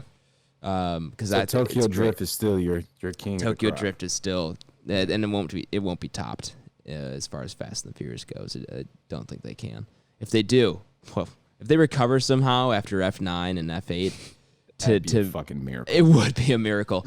That would be quite the journey for this franchise to go on. But did like F7 a lot. Very sad ending with Paul Walker and everything.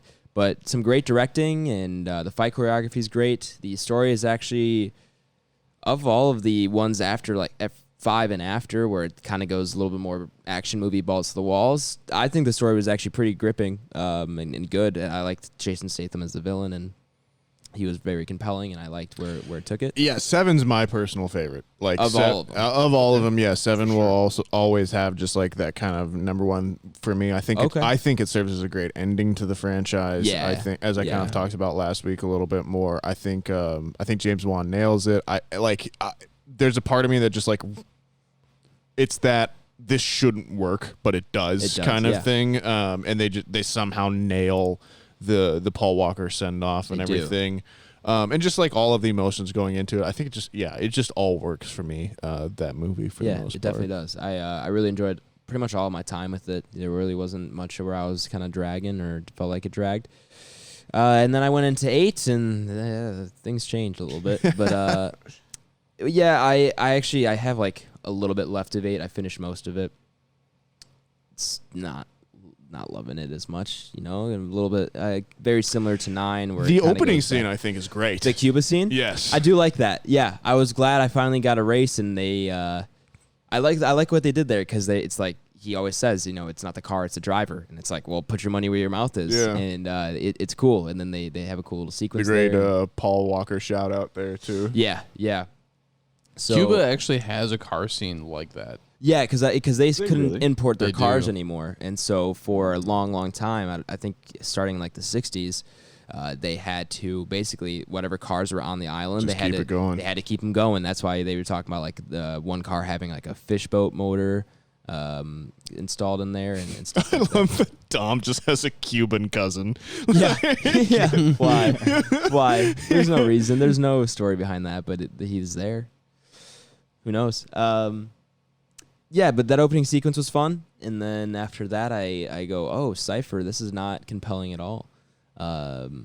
She's just miscast. Yeah, I'm not a big fan. But Tormund's in it. That was fun. Who? Tormund from Game of Thrones. Oh, yeah. I don't Yeah. know the actor's name, but Christoph. yeah, he's yeah. Some sort of Icelandic Yeah, name. Scandinavian of some kind. Yeah, so eight's fine, and obviously you guys got my thoughts on 9 last week, but I have basically caught up. I'll have to finish the rest of 8, but I feel like I've seen as much as I need to. Ranking wise, I guess I can do this. Like I said, so 3, 1, 4, 7, 2. Okay. Okay. Probably 6 after 2. I Okay. did like 6. Really? Yeah, I like 6 a good amount. Then 5. 6 is underrated. Yeah. Yeah. I would say then 5, probably 9, 8. What am I missing here? 4 and 4 and I think That's that's it. it then. Yeah. Yeah. So that'll be my ranking for now. I probably might go watch Fair. Hobbs and Shaw. Why not? finish 8. and Yeah, I then- will. I will. Yeah. But why not? You know, Yeah. Trash. made it this far. I thought it was fine. Trash. Looking back on it now, it's just not as fun. Hey, it's The Rock and Jason Statham. I'm Yeah. having fun. I'm sure it's decent enough. It can't be worse They than have like some of these fucking movies I've already superheroes watched. and shit in that one. Yeah, it gets a little Idris wild. Elba, Idris Elba gets a little roided up. But that's really all I watched. Again, I also had a busy week and watched Loki, caught up on that. So Fair enough. we can move on in here to the other thing I watched, The Tomorrow War. Welcome, ladies and gentlemen, to the review segment here at Back Row You're Banter. gonna say welcome to the Tomorrow War. Yeah. Nathaniel, if the listener here is new or maybe they have just forgotten, can you give them a rundown of our review segment here at Back Row Banter? What up, folks? If you have forgotten, or if you're new, see, most of the time I do that in the opposite direction, but this time I switched it up a little. Whoa, bit of sizzle. I know, a little peek behind the curtain there. The way our main review segment here at Back Row Banter works is it is split up into 2 different sections. There's going to be the non-spoiler section and then the spoiler section. They're pretty self-explanatory. In the non-spoiler section, we're going to kind of go over the movie's IMDb page, give it your introduction. We're all going to go around, give our initial thoughts, and then all decide whether we would recommend this movie or not. Has to be a yes or no. There is no nuance on the internet. After that, it's going to be spoiler zone. Pretty much anything that we couldn't talk about beforehand, we'll bring up there, go into our deeper thoughts on the movie, and really just hash it out. And then at the end of that, we will bring everyone back. So even if you didn't listen to the spoiler section, please do come back because we are going to see where it ranks on our Entropy List, which is our big list of everything that we have watched on the podcast, ranked in order. With that being said, Aish, introduce this here movie to us because some people may not really know too much about it. Yeah, you know? there was a little bit of an advertising push here, I would say, in the past 2 or 3 weeks. Yeah. Did we do a trailer talk on this? I can't even remember, to be honest with you. I think we might have, but I don't know for sure. I don't know. Anyway, this is The Tomorrow War. Just came out on July 4th weekend. In 2021, of course, the year of our Lord 2021. 2 hours and 20 minutes. There's like a lot to unpack in that 2 hours and 20 minutes, which we will definitely get to. Starring or directed by, we'll start with that. Directed by Chris McKay, which Nathaniel, I'm not familiar. So I was looking him up earlier. He was an editor on the original Lego movie, and then he has directed the Lego Batman movie, Okay. and is also directing Okay. the next Lego Batman movie. Seems he kind of cut his teeth on the Robot Chicken series, as well as Moral Oral, which is the same kind of setup as well. So yeah, kind of a history of animation and stop motion stuff here, and is now kind of taking the next step into live action. So yeah. Cool. Written by Zach Dean, who, let's see what else he's done here. Deadfall, 24 Hours to Live, and this. And everything, and then all these other credits are after this. So that's Doesn't have a lot here. That's literally all his IMDb pages is those 6 writing credits. So where he came from for that, maybe he'll direct the next Star Wars movie. Who knows? Where did he go? Where did he come from? Where are you going? Is that a Jaws reference? Yes. Starring Chris Pratt, Yvonne Strahovski, J.K. Simmons.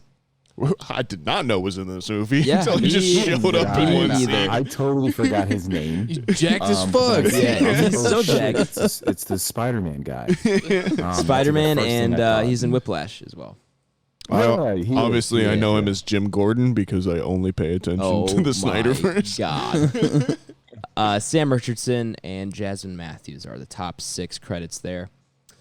The IMDb summary reads as follows. A family man is drafted to fight in a future war where the fate of humanity relies on his ability to confront the past. I like that, actually. Yeah. I don't know how much it gives to the actual plot of the movie. I mean, it gives enough, I think, but then it's some nice little wordplay. It's some nice little theme play, whatever you want to say. A turn of phrase. Sure, yeah, you could definitely say that. Just to fill in the gaps there a little bit. Humanity in 30 years? Something like that. Yeah. 28, 30 years in the future, somewhere around there. They're on the brink of extinction in a war against an alien race. And because they've run out of humans to fight, they have to rely on the troops from the past here. They have come back to the year 2023 to recruit humans to go back to the future and fight for them. Because obviously it's a communal cause there. If the future dies, then people in the past are screwed too. Exactly. Yep, that's kind of the setup there. I don't want to say too much more. I mean, Chris Pratt is obviously the star of this, and he's the family man that is drafted. And some more family antics play out. We'll leave it at that. Leave it at that. Cool. Oh, man. Blake, I got to toss it to you because out of the 4 of us, I have no idea what your thoughts might be on this movie, but I cannot wait to hear them. Yeah. We'll kind of keep it brief with no spoilers. It's okay. I feel like it's fairly lengthy. Yes, that 2 hour and 20 minutes you definitely felt, I think. Yeah, and it just immediately I wanted to compare it to Edge of Tomorrow, right? Yes, okay. And I think that Edge of Tomorrow is just a much more refined movie than this is. I don't know. I'm almost kind of tired of seeing aliens like this, and I think this is why we have Arrival so high on our entropy list. Where when you get movies and you get sci-fi movies and it has aliens involved, and they're not trying to take over the world, or they're not trying to decimate the human population, right? Like that's so much more intriguing. Where like this movie probably gets made every 2 years. I probably don't watch them all, right? Yeah. But that's kind of my 2 cents. Chris Pratt's awesome though. It's always cool to see him on film. I don't think I've seen him on anything since probably the last Avengers movie. I think it's the last time I've seen him on film. So he does good. I like the diversity in the cast. That was super awesome. Yeah. Yeah, that's kind of my 2 cents, and for no spoilers, and Sure. I'll pass it on to somebody else. Would you recommend it? though? I would say that. Yeah, it's not bad. It's certainly not bad. So I would recommend if you like sci-fi or an action. It's definitely a good watch. Cool. Ty? I'm hard on whether or not it's a recommend because the runtime is really the biggest problem for me. You could have cut probably 45 minutes out of this, and Where would you cut though? The start? Yeah, I don't. No, the start's the best part. Yeah, you could have ended it. Ending. Yeah. There was like 4 endings to this movie, and there was just some dialogue / writing choices that I think you could have done without, and you probably could have come out with a little bit more of an effective movie. Overall, action was pretty good. Definitely pulled me in, at least for the first hour and a half. I think it moves right along. They definitely have an agenda. They're going like it's there. They're pushing it quick. Sure. There's no there's not too much kind of hanging around. So for a movie that actually has a pretty quick pace, it's a really really long run time. It's pretty cool. I have a hard time not calling them White Claws. Yeah, for context, they call the aliens in these. Were they they're white spikes? Yeah, white white spikes. spikes. Yeah. But yeah, other than that, like Blake said, this movie, gets remade every now and then, and they just put a different monster in there. Well, and- yeah, it's Alien, and then it's Edge of Tomorrow, and then it's Quiet Place, Yep. and then it's Right. Right. So, but yeah, I mean, if you got 2 hours and 20 minutes to just kind of, hang out and do nothing, then by all means, let it rip, tater chip. Fair enough. Nathaniel? Yeah. Did you say that you were going to be a recommend on this then, Ty? Or are you just going to kind of keep it? It's really just based off the runtime. Like, if you Yeah. got the time, then sure. Binary, yes or no? There is no nuance. We'll give it a maybe. I need a yes or no here, Ty. We're not breaking from form. We've understand you're kind of in between, but if someone said yes or no, Gun to your head, gun to your balls. Listen, Yeah. I know the fucking rules. all right. Sure. Okay, there it is. Yeah. Man, I feel like this is a cut above the typical streaming service movie. I think that's because it was originally not a streaming service Definitely movie. doesn't necessarily feel like it. Yeah. Amazon actually purchased this after they decided not to release it to during Was it during COVID? yeah, exactly. Okay. I actually am just like one of my main things with this is I don't love Chris Pratt in this. I feel like he's almost just trying to do a Robert Downey Jr.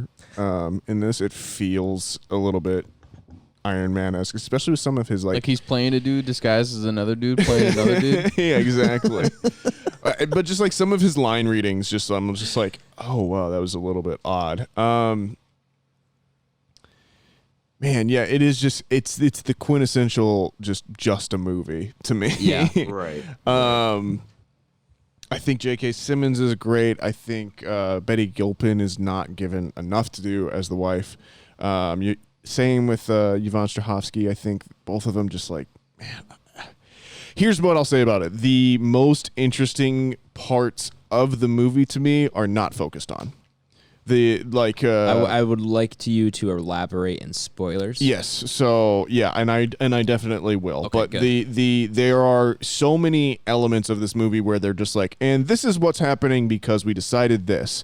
And I was like, how did we get there? Because that's the more interesting story to me. Mm-hmm. As kind of Blake and Tyler have alluded to, we've seen this particular hero's story play out 15 times at least now. I'm kind of sick of it, There's a lot of very real and I think valid criticism of the Chris Pratt character as a hero at this point in terms of like American exceptionalism and, just the idea that because he's a former war hero, he's just going to go out there and take it on with his... Do us proud. Yeah, and do us proud with his, Bravado. and just assured assurance. So I think a lot of that I was just kind of rolling my eyes at this point. But that being said, for that style of movie, I think it's pretty serviceable. As kind of Blake said earlier, it's between this and Edge of Tomorrow, just watch Edge of Tomorrow. It's the better film. Tom Cruise, Emily Blunt. Yeah. I actually like the alien designs on this one. I think they've this was actually a good example of them going that one step further as kind of because I watched this with Adam and Waz. Both of us were saying, man, this is actually those read like real animals. Whereas like I think a lot of times, like even with like your Quiet Places or your Edge of Tomorrows or something like that, your brain just immediately goes, oh, that's CG, or that's they've created that on a computer. Where a lot of times on this I was going, man, that looks like something like a dog or like a cat or something moving as it goes around. It's got the everything. joints. It's almost as if they like mocap the dog kind of Yeah, thing. They have some more natural There's movement just to it. there's like kind of a something in their gait and kind of everything that I think plays a lot better. Sure. But yeah, man, coming down to recommend or not recommend. You give it a maybe? We're a year into this podcast. We can't change it now, man. Or can we? Maybe that's why. Oh, we'll see. I don't know. I might be a not recommend on this one. You know? Yeah, a bit of sizzle. I kind of Bit of figured. sizzle. I'm actually surprised that Ty and Blake are a recommend. Yeah, I know. I feel like because we've just been so positive so often on Yeah. the There's not a show. lot out there. Yeah, Not exactly. a lot out there right now. But I think now there is. I think at this point of the year, there's enough coming back. choice. Yeah. There's enough choice out there that I don't feel like you have to go out and see this movie. Go watch even if it F9. is So you're right. You don't have to go out and watch this right, movie. obviously, because it's coming to your living room. But even then, watch Drive to Survive. Do something else. Speaking of which, did you get to Drive to Survive this week? I did not. I Oh still my have only gosh. watched one episode. Busy week, man. Jesus. Busy week. All right. Anyways, yeah, I think I might be a not recommend. I think I might be a no. Okay. I'll start off my little non-spoiler talk here by saying that I have decided, as I've been thinking about this the last 24 hours, that I am a recommend. I was Nice. again a little split. I could be a maybe, but I think overall, I think overall, I am going to go ahead and give this a recommend. There are a lot of things this reminds me a lot of Project Power in the fact that it's a great concept. Again, we have seen this before, but this movie introduces enough new things into the concept and tries to play with some new things where I am okay with this, but the execution is not there. And so Project Power is kind of the same deal, where it was a kind of cool and unique concept. They had some new things they were trying to go with, just kind of poor execution. And I think this is kind of what does it for me.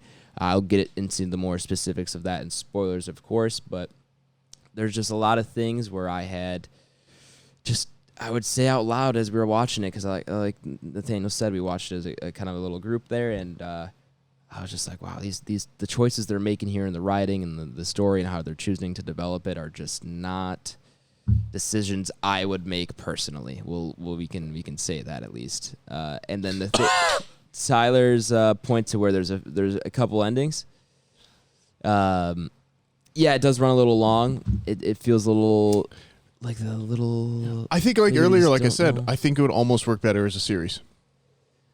Yeah. It kind of feels like a sci-fi Maybe, network yeah. series. I'm talking like like a 3 or 4 Yeah. episode thing where you can kind of just Right. like get into it a little bit more, Yeah. Yeah, if they built it out more, they definitely have more to play with. I feel like they could have played more into the future stuff of things. It doesn't feel like they were. It just, I mean, we can, let's just get into it. Yeah. Okay. know? Yeah, I don't have much more to say. I guess non-spoilers overall. Recommend definitely some things, and I will also say, like Nathaniel referenced, there are better things out there to watch. Yeah. But if you are kind of interested in watching this, I would say it's worth watching. Yeah. I had a good fun time with it overall. I would Yeah, say, right, for sure. especially watching it with some friends. Yeah, And- if you watch the trailer and you think, "Hey, I'm probably gonna like that," then you probably will. Yeah, Like, yeah. I wouldn't say that. And again, it's not bad. I don't know if I just don't think I could recommend it. Yeah, and that's totally fair. Like I said, I'm kind of on the fence as well.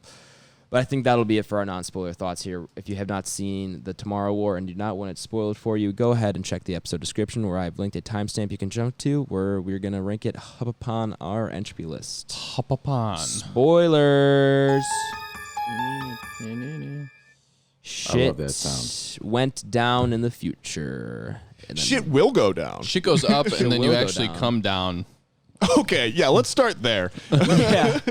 So you're in the wormhole, right? So the whole point is that you're going in the future in the wormhole, and they've got 2 rafts in the river of time, and you're going to the future, and they just fucking drop you 150 feet in the air, and if you don't hit the pool, you're fucked. Well, that was an accident. I don't care. The coordinates were messed up. How? Yeah, true. Figure it out. They said when it was happening, they're like, something's wrong, turn it off. And I then know, but they like- didn't turn it off. And then because they said you're only supposed to land 10 to 5 feet above the ground. Right. Yeah. People But are then when they falling, come back, hitting the they're building like- and shit. I'm like, what the fuck? Yeah, they're like 10 feet. I mean, maybe they're 10 feet above the ground. They come back and they're like 5 feet above the ground. I just feel like everything's the military. I just don't know how we're not doing it with like parachutes or something like that, or just That's it. something. Yeah, I think it's just because they had it down to the science to where you were guaranteed 10 to 5. Did they? He said they would still be testing lab rats if they could. I don't know. 10 to 5, man. I'm only following the rules here. Yeah, sure. I mean, yeah, that was tough, but I think we're all just kind of talking about the ending, and I think it just takes way too long to end. We can start there if you guys want to. So yeah, It's the pace, man. I mean, you go from a family man to not getting his dream job to being drafted to well, I mean, saying bye. He's an ex-soldier, and then like you're like 7 days of boot camp, but nope, these people just came off the streets. They don't know what the fuck's going on. They don't even know how to load a gun. Yeah. things changed a lot from the original plans. It felt like throughout this movie. Yeah. It was my thing with I would say overall is they had tropes that they used repeatedly. It was the change of plans. It was the I can't tell you this. I'll tell you 5 minutes later. Yeah, that is something that you brought up often. Pissed me off because just there's no point to it. If you're gonna tell me 5 minutes from now, why not just tell me now? Right. And it also just seemed like there was no. The thing about it is, she goes, "Oh, we shouldn't talk too much about the past." Literally, 10 minutes later. 10 minutes later in the movie, she's doing it in the same day. Like she didn't even give it a day of thought. She just did it. And so if there's no repercussions for doing it, why are you not doing it in the first place? Like why is there no repercussions for that? Why write that into the movie? At least just it doesn't have to be there. The whole idea of I can't do this or I can't tell you this or I'll tell you later.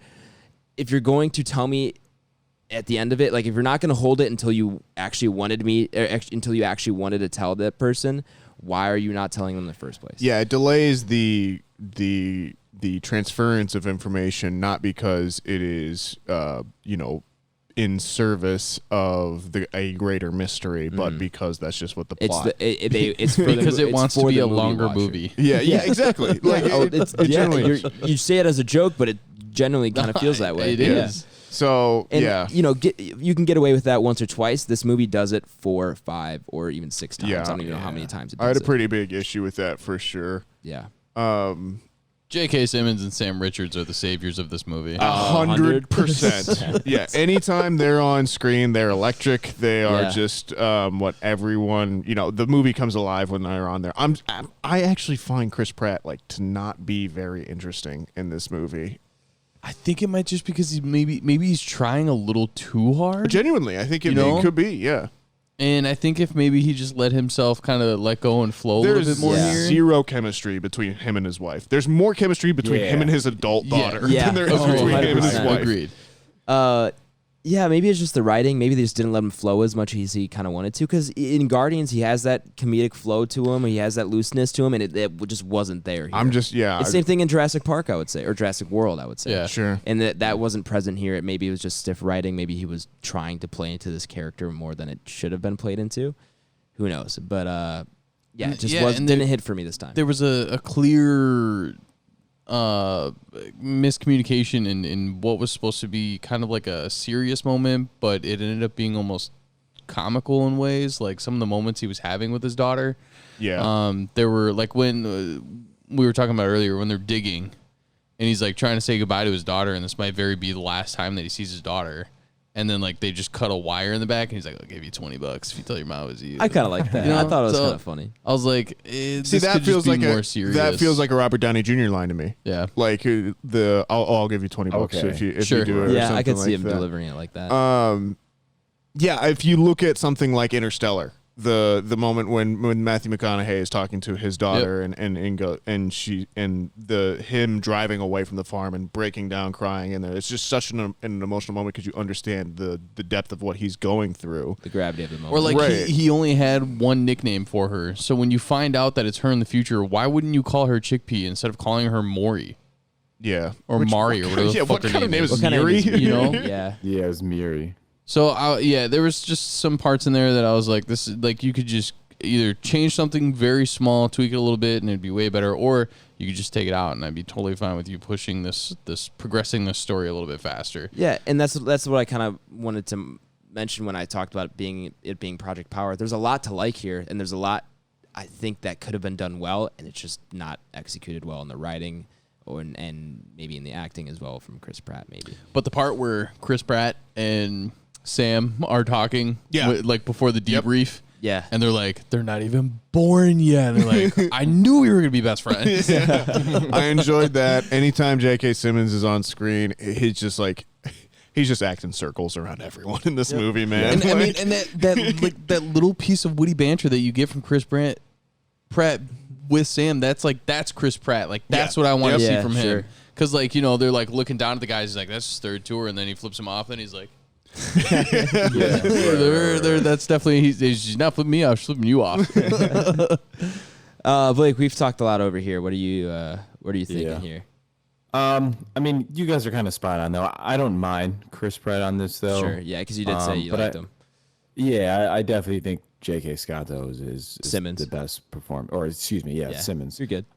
Is the best performing actor on here. I just do not like the ending, dude. And like, I was cool with the movie about halfway in. I was like, okay, this is kind of cool. There's a lot of action going on. Yeah. Right? And then they capture the female. So I think that scene just doesn't need to be in there. That's and scene. like, that seems so like climatic, and like that's like fucking 40 minutes into the movie. I'm like, what the hell? Like, this shit needs to be like something towards the end.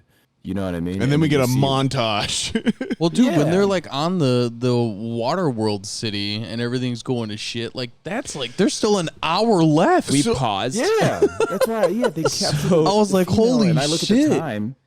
And So- I don't know, man. So they do that, right? They end up getting a toxin, right? That ends up works, and then I don't know. And then she's okay. Well, we're not going to be able to disperse it here. We got to go back in time. And I'm like, what the fuck are we doing?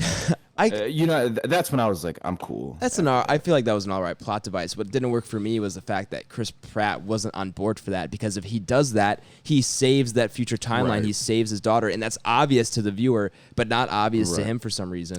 Yeah, I Right. didn't mind the thing that they ran out of time, and then you were when they're going back, you realize that they're going to get another chance because obviously it's that's coming. fine. Sure. That's a good way to save the movie. What just doesn't work for me is that the character's oblivious to the fact that he would be changing the timeline, so he'd be Right, like his he doesn't daughter save wouldn't be this version of dying his right daughter, now. but he would save a Right. version of his daughter that he knows, and then he could also save his relationship with her. He knows Right. not to leave them because he knows that it's what happened. And then the other thing too is he gets back to the past, and then he kind of seems confused on what to do with the serum for a little bit. Sure. And I'm like, that was the whole plan, man. I think the future people are confused too. They're like, fuck it. I don't know. Yeah. And he's like, no, wait, we could use this? Yeah. Right. He's like, what do I do now? It's like, it was Right. explained to you 5 minutes ago. Right. And then there's even the good scene where he's with his daughter in the helicopter, and they're flying to get to the female white, was it White Shrike? White Claw. White Claw.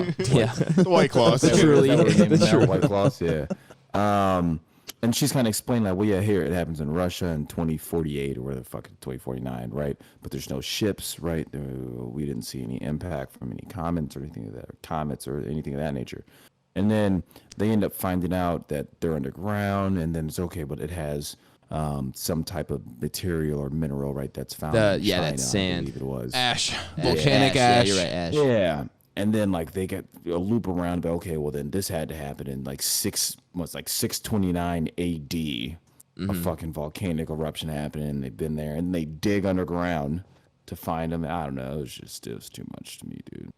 But I like the final boss fight. That sounds like a fucking Yeah. video game. Well, no, Final I thought the same thing. fight I was like, this is was kind of a cool. final boss kind of Yeah. situation here, which I kind of And- liked. Yeah. Yeah, I definitely like that, and it was really cool. I think the coolest thing of that whole segment is when he's able to inject the toxin into the arm and it bites his arm off. Yeah. That's Yeah. just really cool. I was like, That oh, was these like, things are oh, really shit. smart. Yeah, I you know enjoyed what that I mean? as That well. was kind of the eye-opening thing to me. But outside of that, I don't think I really gained anything else from that final scene. So Did you tell it to die? Yeah. Should have said that sooner. So for me, what I was alluding to earlier, where I was just kind of saying, like, there are so much other parts of this that I find would be interesting. Like, for me, that is they're just like, oh, okay, so every country in the world unilaterally just decided to send people to the future. I was like, tell me that story. How is every country just deciding to say? Because I'm sorry, Russia's not getting on board with that. Neither is China. Like something shows up at a random football or a soccer game. Soccer match, and then everyone just decides 100%. Yeah, true. Everyone just decides to like send people forward, and then later they have a in the Waterworld town, as Tyler keeps referring to it. The flagpole. Yeah, you have there's like 15 flags on there. Yeah. But I'm sorry, everyone in this movie has an American accent. Yeah. Yeah. It's just a lot of that stuff. If just you're gonna made be diverse, show the diversity. It was a diverse cast, but like not diverse nationality. Well, yeah, there was so much. I felt like other interesting stories of like where this could have gone, where we have seen something like this before with Edge of Tomorrow and the A Quiet Place or something like that. Tell me a different story inside of this world besides just we've got the American dude. He's going to go in there and kick ass and take names and solve everything because he's the best at science. It's just I'm so bored of that. I'm so bored of that story. That could maybe play into more of, if you like you said, if it was a series, maybe that's the first episode. Maybe it's, oh shit, sure, is this real? Like, do we believe these guys? Do we send them? You would think what evidence do they have? So much tension in that as well. And then once you get there and you realize that they are real, and like you've got the guys that are coming back that have that horrible the PTSD and everything. Yeah, all of those stories I think stuff. are just so much more interesting than what they decided to go with in this. Yeah, that scene is so brief. Yeah, but beyond that, I think it's okay. But Let's talk about some fun parts. I think the action's pretty good. the action I think is good. The action is definitely, like it said, That's really dope. that was the for first sure. thing where I noticed, like, okay, we are definitely a huge cut above the like standard streaming service, Yeah. streaming Definitely. streaming service. movie. CGI I actually felt was good. There wasn't parts where I was like, this is bad necessarily. it's cool. Yeah, no, I'd say for the most part it's Yeah. pretty good. There was like a couple moments where you and the three of us who were watching were like, wait, where did that door come from? Yeah, some odd cuts, not a lot of some odd continuity. I enjoyed the most of the effects on the weapons. I thought were pretty cool. We were talking about that earlier as well. Those were pretty unique. Boss brought up, they're like, in every movie that's like this, there's always a sword guy. We're missing the sword guy in this movie. Yeah. You get an axe. True. You get an axe. And And there's zero reloading. At the end. Yeah, I was gonna say, and the concrete reloading, saw yeah. from Army of Dead makes Army of the Dead makes an appearance here. Yeah, I'm sorry. Ty, did you say the no reloading? Yeah, I said there's There's zero absolutely reloading. none. That's the first thing I thought. And I was like, all Bottomless right, this is ridiculous. Like I thought maybe they eventually would catch on and like, but I guess if you're not gonna do it in the beginning, why would you do it towards the end? Right. Sure. But Fuck I'm it. like, oh my god, dude, you would think these things are like belt fed with like 150. Man, it was crazy. Every once in a while, you would Give me see that them attachment put gun. down the gun, then pick up like their handgun, Yeah. or pick up a pistol. But like nobody would ever reload. But you do see somebody pick up a magazine. Yeah, Yeah, that's they're going around picking up all the magazines from all the dead Yeah. guys. Yeah, that's the thing is they show you with like them reloading their clips and all this ammo and all that stuff. They're Yeah. scavenging ammo, and then they're not gonna reload at all. They gotta just keep shooting these monsters, which doesn't do anything to them for the most part. But I'm like all down for carrying like a secondary as well. But like, Yeah, that's if cool. these machine guns aren't gonna do too much to these things, why the fuck are you not carrying around like a At least shotgun or give some everyone shit? a standard issue deagle, Desert Eagle. Why is that not the Comes in common handy. Common weapon? Maybe you get to Gold Cross level 55. You get that bitch gold. You rock around Damascus. Damascus. What about did you guys see J.K. Simmons at the end where he's like fucking standing holding like a Sniper rifle. Yeah, cow? yeah. Just not giving a shit. Love it, man. He's great. No kickback or anything. I'm like, this is crazy. Yeah, It's just one of Yeah, those but movies. he's fucking jacked, so he can handle it. it's cool. It's just one of those movies that just every introduction scene or every scene that you have, you if you've seen enough movies, you just go, okay, I know this storyline is going to go here. This one's going to go here. I could see it a lot. All right. Yeah. There's a little bit of subversion there, but that still puts us in line to go with this storyline, Yep. and then it just plays out exactly how you 100%. think it's gonna be. I could. There was a lot of that I was predicting as it was going along, and Waz called out a few things. You called out a few things that ended up coming true. And even in my head, I was like, looks like this is where this is going, and sure enough, The craziest Wasn't thing that for me hard. was the as soon as they talk to each other and they realize that he's dead, I just went, oh, he's in a car crash. And like it just is one of those things. I don't know, man. I think it's okay, but it just kind of, there's parts of it that I just wish it should be better. Like that's what I keep going back with to, the actors that it has and the pedigree that it has, it should be better than it is. Like I said, it's another Project Power.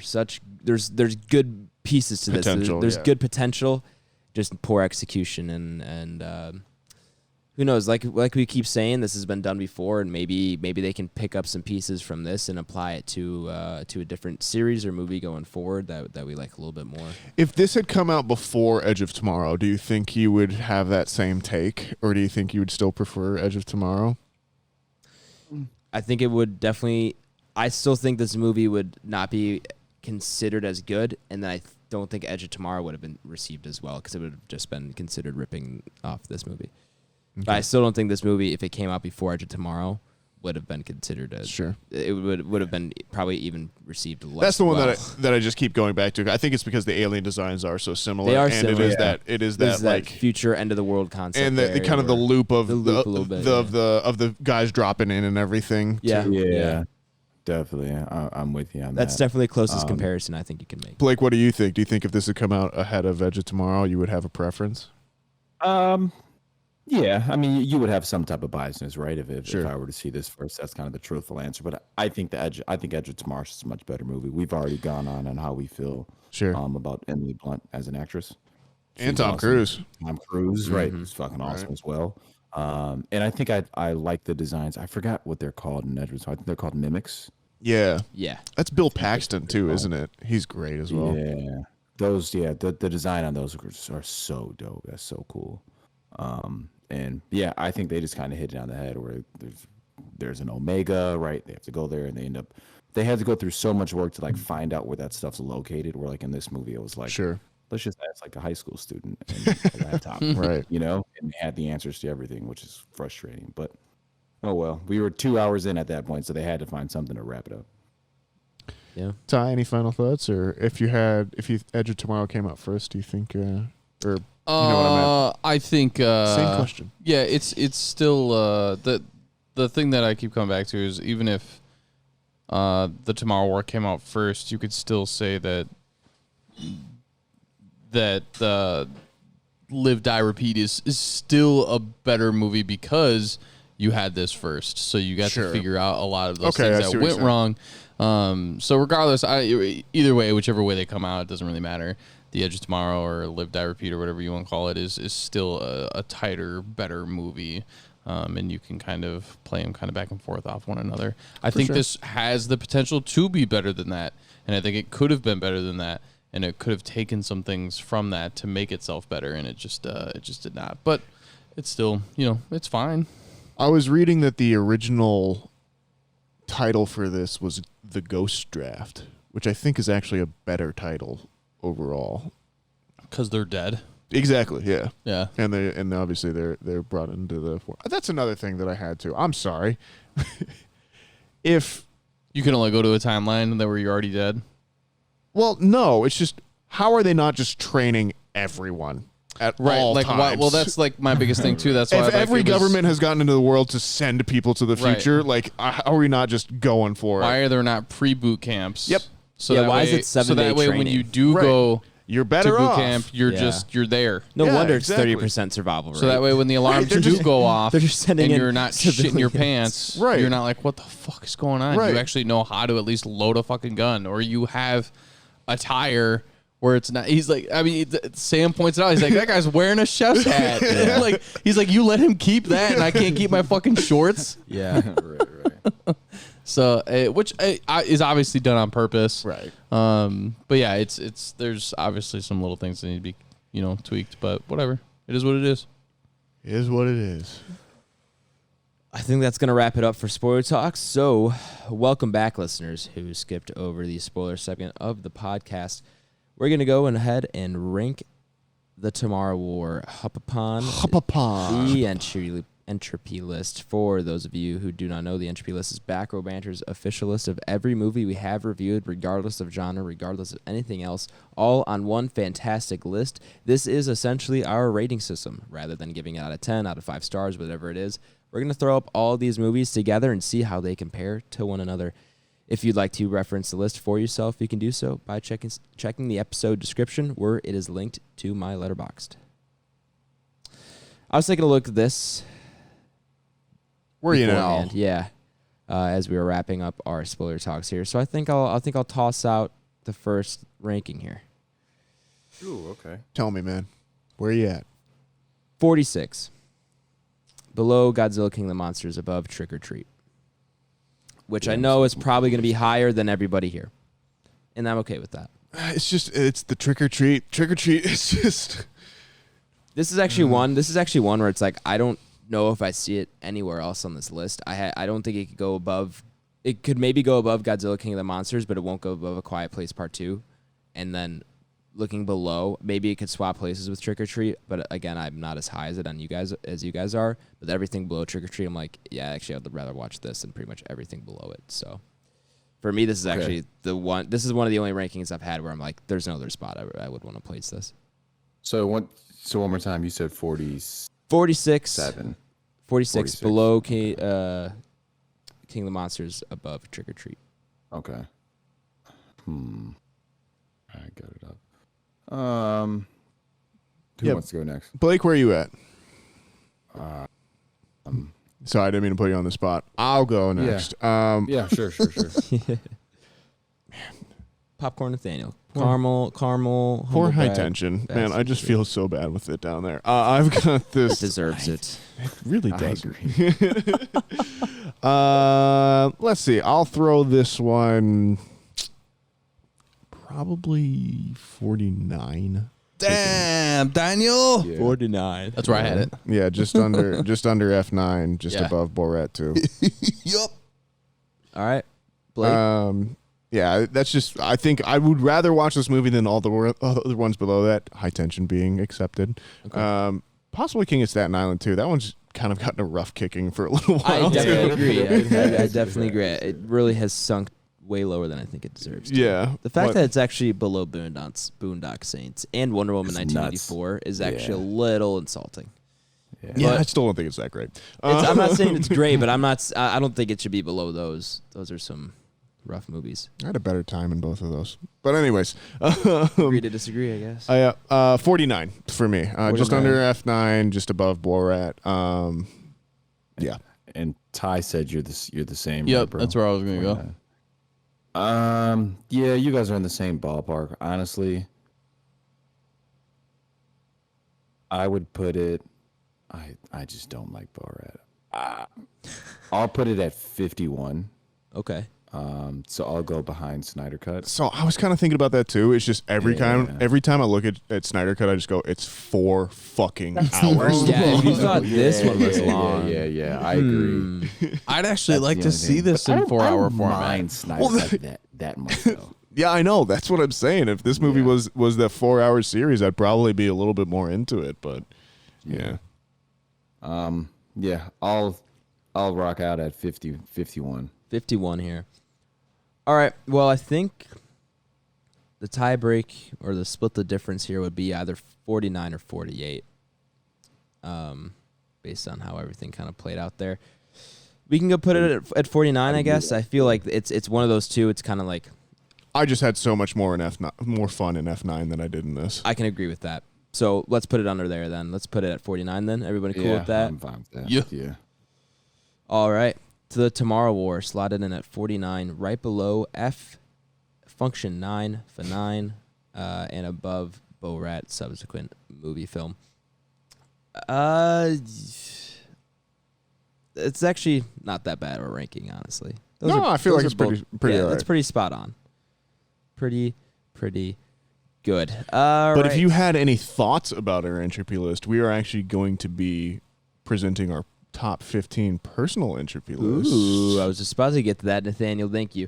So the day this episode is releasing is our official 1-year anniversary of the first episode being released, first 2 episodes being released. Woo! July 6th, 2020 to July 6th, 2021.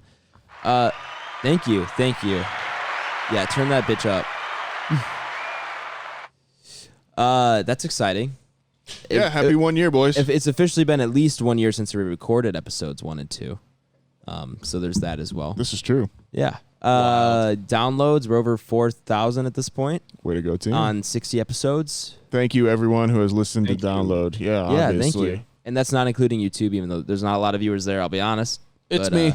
It's maybe a lot of Ty, some other people as well. Yeah, as far as podcast downloads go on Spotify, Apple Podcasts, Google Podcast, we're at over 4,000. I can't complain, man. Yeah, this been has fun. actually probably gone better. And I want to genuflect a little bit more in our episode that we do later for our like 1 year Entropy Lists anniversary episode, which will be next week's episode. But this probably has gone better than I kind of anticipated, maybe a little bit. Yeah, I don't think I can complain. Obviously, Yeah, I can't either.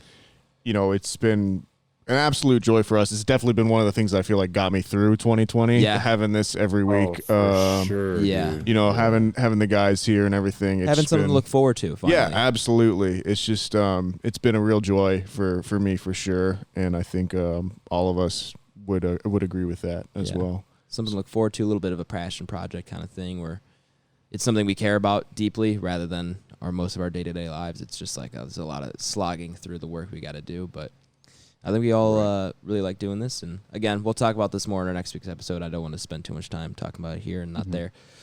But yeah, so next week's episode will be our 1 year anniversary episode, and we're going to be giving our top 15 movies upon the Entropy List, our personal top 15. So each of us will go around, and then we're going to create our personal Entropy List. We can't go through the full 60 movies that are now on there. So we'll link those in the description for everybody to see if they want to. And we decided, is that going to be a looser episode too? It'll be more casual for sure. Loosey goose. Loosey goose. May have a couple adult beverages. Yeah, I'll be 21 by then. Allegedly. It's not allegedly. That's a fact. That's an objective fact that I've been looking forward to for 21 years. Yeah, that'll be exciting. So it'll be a little loosey goosey. And then I'm also, we got some other stuff planned for that episode that I'll save for that. So join us next week for that. Like I said earlier, also, we are going to be reviewing Black Widow come the week after that episode. So it won't be immediately after the movie releases, but it will be shortly thereafter. So you got some extra time to go see that. Nathaniel, 5-star review by chance? I have not checked, but I'll pull it up real quick. Tyler Phil, going back to an original episode joke, I think. Phil. If you Let's see. if you eat just a chocolate like Long John, it's just a chocolate Long John. But the second you put like stuff into it, it could be like an eclair. Damn. How do you guys feel about stuffed donuts? Good question. Stuffed what?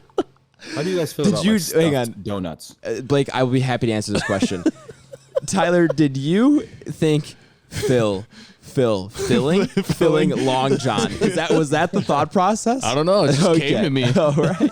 Hey man, that's the kind of magic you get with Tyler Vidal. All right. You're welcome. Filling in donuts, Blake, is that what you're asking? How do we feel? Yeah. I am anti-filling. Like pastries. Yeah, I would feel like I'm anti. I'm generally anti-filling on pastries as well. I'm all on filling that shit. Really? Yeah? Put whatever you want in. Jelly, cream, whatever. I don't care. I'll eat it. I just don't like it. Nah, So good. Not for me. You guys are missing out. Not really. I've tried it. I know it. Missing out. Like. You're telling me you'd rather just eat a croissant versus a croissant with chocolate Croissant's in it? different, I think. It's a pastry. Okay. Well, it's good. But it's filled with like chocolate or Nutella. I don't want it filled with cream or. You ever had a cherry jelly. turnover? Same thing. It's just a pastry until you put cherry in there, and then you put a little glaze on top. Cherry turnover. As a man that once made donuts for a living, I just Did you really? not. Yeah. I haven't heard this story. Where at? I worked at a bakery that was in a grocery store one summer. I used to I would get up at 1 a.m. Oh Jesus Christ! to go in, to make it to work by 2. I would work from 2 until 8, and then I would take a nap from like 8 until 11, and then I would go to bed at 8 p.m. to get up at 1 the next morning to go back in there. That sounds awful. It was brutal, but just the filling of the donuts is just a really weird process, and there's so much lard. There's so much fat that goes into those things. It's horrifying. Sure. Oh, I used to be a fat kid when I was a kid, so Yeah. I'm just down for eating food. Me too. Down to clown. 5-star review? No 5-star review this week. Still, if you want to earn your PhD or learn your PhD, Learn your PhD. From Marcella. But if you want to talk to us, hey, it's been a year. Give us a 5-star review. Come on, we deserve it at this point. Yeah, please do. Tell us what you think about our year in podcast and review in your 5-star review. If you give us a 5-star review, I will read out on the podcast what exactly your 5-star review says. So it's a great way to, if you ever wanted to hear your commentary or anything read out on the podcast, this is your moment. It doesn't have to be me. It can be anyone. It's just got to be a 5-star review. You can say whatever you'd like. Just don't be evil. And yeah, give us a 5-star review. You can do it in an app. It really does help us out, and we appreciate it. You know what else helps us out? Liking and subscribing on YouTube. Ooh, please do. Please do. Like I said last week or the week before, listener, I know you have a YouTube account. No one doesn't. Everyone's got a YouTube. Everyone's got a Gmail. Go subscribe to us on YouTube. You know it's free, right? You like free things. I like free things. Who doesn't like free things? And our content is free on YouTube. So go subscribe there, even if it's not your primary place of listening. Also, go follow us on Twitter at Banter Row, on Instagram at Back Row Banter Pod. And our email for any questions, comments, concerns, grievances, or anything of the sort is backrowbanterpod@gmail.com. Make sure you guys are sharing the podcast. It's 1 year. We've been pretty steady in our numbers, and we'd like to grow some more. And I'm like I said before, I'm content with being steady. I'm glad our numbers are where they're at, but we'd love to grow. So go ahead and share the podcast with anybody you guys can. Anyone you would think who would enjoy it. Maybe anyone from the future who's coming back for your help. We'd love to get into the future market, you know. If the four of us come back and they're like, hey, man, the only thing you need to do is like our podcast. Yeah. And the future will be secure. Wouldn't you do it? So that's what we're doing now. We are exactly. from the future. Yeah. Oh, man. All right. So, BlakeHolder, where can the people find you at? My man. I can't forget Letterboxd, BlakeHolder. I've been on there successfully logging everything the past few weeks. I need to go backlog stuff still. Yeah. Oh man, I don't think bad. I'll be able to do that one. Yeah. Stay in real time. Yeah. You know? Okay. Yeah, we'll be on there, BlakeHolder, and that's it. Hopefully, maybe get into another review now that I'm on there, actually kind of logging stuff on time. So maybe if I get a movie I sincerely enjoy, I'll go ahead and log something on there. But outside of that, that's it. Definitely appreciate all the support for all the listeners, subscribers, downloads. As you guys know in the podcast world, this podcast isn't really a podcast without you guys. So shout out to you guys, and appreciate the love and support and everything. And we'll keep it moving. So we'll go popcorn. We'll go Nathaniel. Yeah, guys, you can find me on Letterboxd, Twitter at @NSGingrich. You can find me on Instagram at NathanielG92. I don't really review stuff on Letterboxd. I mostly just log what I've been watching, but who knows? Maybe that'll change. You can also check out my other podcast. That's the Sandpiper tapes. I said we were going to be doing some writing last week. Not really writing, but we have started doing a little bit of outline and stuff, kind of kicking things, seeing what shakes loose. So started the process. Yeah, we're getting into the process, folks. So you can find that on Apple Podcasts, Spotify, anywhere where you can find this podcast, basically. So if you want to go through season 1 and prep yourself for season 2, we'll see how it goes. But Tyler, where can they find you? Oh, sorry. Eventually you'll be able to find me on Twitch as well. We'll just decide where that's going to be yet. But Tyler, where can they find you? Twitch.tv/El Trabajo 87. Boom. Sometimes. Maybe. Who knows? Maybe not a lot this week because we got some stuff coming in. Wild stuff. Yeah, but pretty soon. Yeah. Otherwise, Instagram, Letterboxd, Twitter, all Tyler Vidalis, Vidales. Schmadam. I'm on Twitter. I'm at Aish24. Letterboxd at Aish. I will most likely get to backlogging at some point my Letterboxd stuff. Again, I don't review either, but I like doing. I like to rate and keep my ratings in there to see what I thought of films and stuff. So that, and then Twitch is twitch.tv/Aish. Hopefully we can get these Halo streams going. We've all been really busy, but we're going to keep trying to get those going. So catch us live there. Join us next week for our 1-year anniversary episode, the Entropy Lists episode that we've been talking about for a little bit. Yeah, I think that's going to be it for episode 60. Tomorrow or 60 episodes, 1 year. It's been a good ride, boys. There you go. To 60 more and however many more years to come. 60 down, many more to go. Exactly. Thank you guys for joining us. Join us next week. We'll be RB. Hey everyone, thank you for being on with us this whole year. It has been truly a pleasure doing this for you guys. We hope you enjoy it, and just remember, be excellent to each other, and we will be RB. Yeah, kind of like everybody was saying, it takes a lot to put a year into something that's, just a hobby for now. So we obviously appreciate what you guys do for us and anything that you do for us in the future. And, just like commenting, subscribing. It's little things that help us grow. And we definitely appreciate anything. And most people would have given up by now. So to be going for a year and, still keeping up this and, still having the passion that we have, I really appreciate the three of you. So thanks for being here. And, just be grateful for what you have, and we'll be RB. Yeah, I'll kind of follow up on Ty's point as I kind of harped on earlier. Yeah, this podcast isn't a podcast without listeners. So thank you guys for kind of tuning in the past year, and hopefully you guys keep spreading the message, or even just keep listening. That'd be awesome, because this is kind of the only time we get to share these movie stories and these movie ideas, because that's something we used to do all the time in the store, and I don't see these guys as much anymore. So it's super cool to get in here every week, I should say, to kind of release some thoughts and talk about film and everything. So we'll keep it pushing if you guys keep listening, and we'll be RB.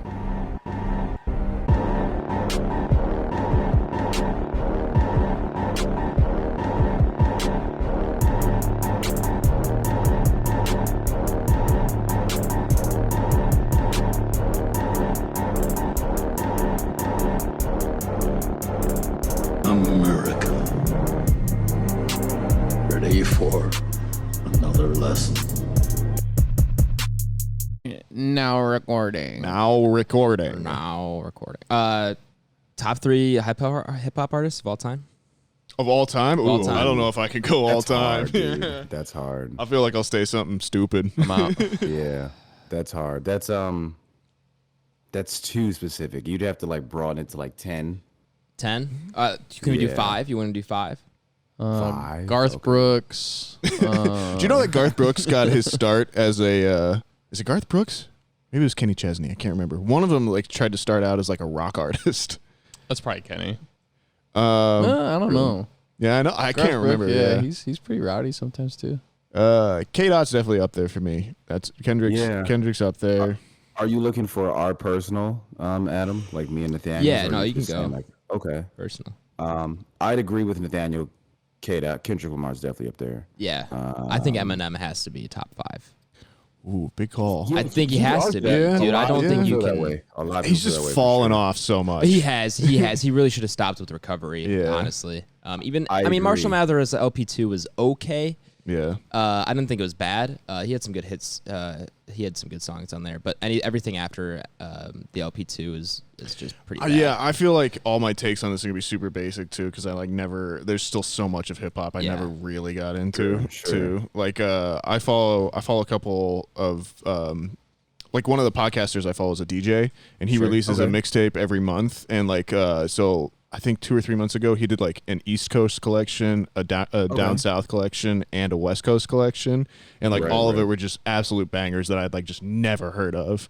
The Texas one or the down south one had all these DJ Screw mixtapes on it too, which I fucking loved. That's super old. Yeah, they were just wild, man. And so like I feel like if I got into more of that stuff too, I'd enjoy it as well. But I definitely like growing up I would have said Kendrick, obviously Eminem would have been a big one. Yeah. I got to throw Lil Wayne in there. Yeah, He's Wheezy. probably my personal favorite Absolutely. Yeah, man. rapper. Yeah, like that's what's got me into listening to rap music. But Well, that's Adam's Water point- Coolers, right? That's right. Yeah, Lil Wayne. yeah, dude. But to your point, I mean, it's like Eminem. Where I don't think it's as bad as Eminem because he doesn't make as much music anymore. Sure. But, like you run into like that dilemma. It's like Oh, whatever they yeah, say in Dark yeah. Knight, where it's like you live long enough to you die a hero, or you live long enough to become a villain. That's right? it. Yeah, like Jay-Z's in that too. Yeah, Kanye's got to be up there. I feel it's like hard, bro. Yeah. But I don't know. I think the better bet is to what like Kendrick or something is gonna do. Where it's like I'm just gonna not make music anymore, Right. Like out of nowhere, and I think that'll like solidify you like forever. I'm trying to think of other like favorites that I had too.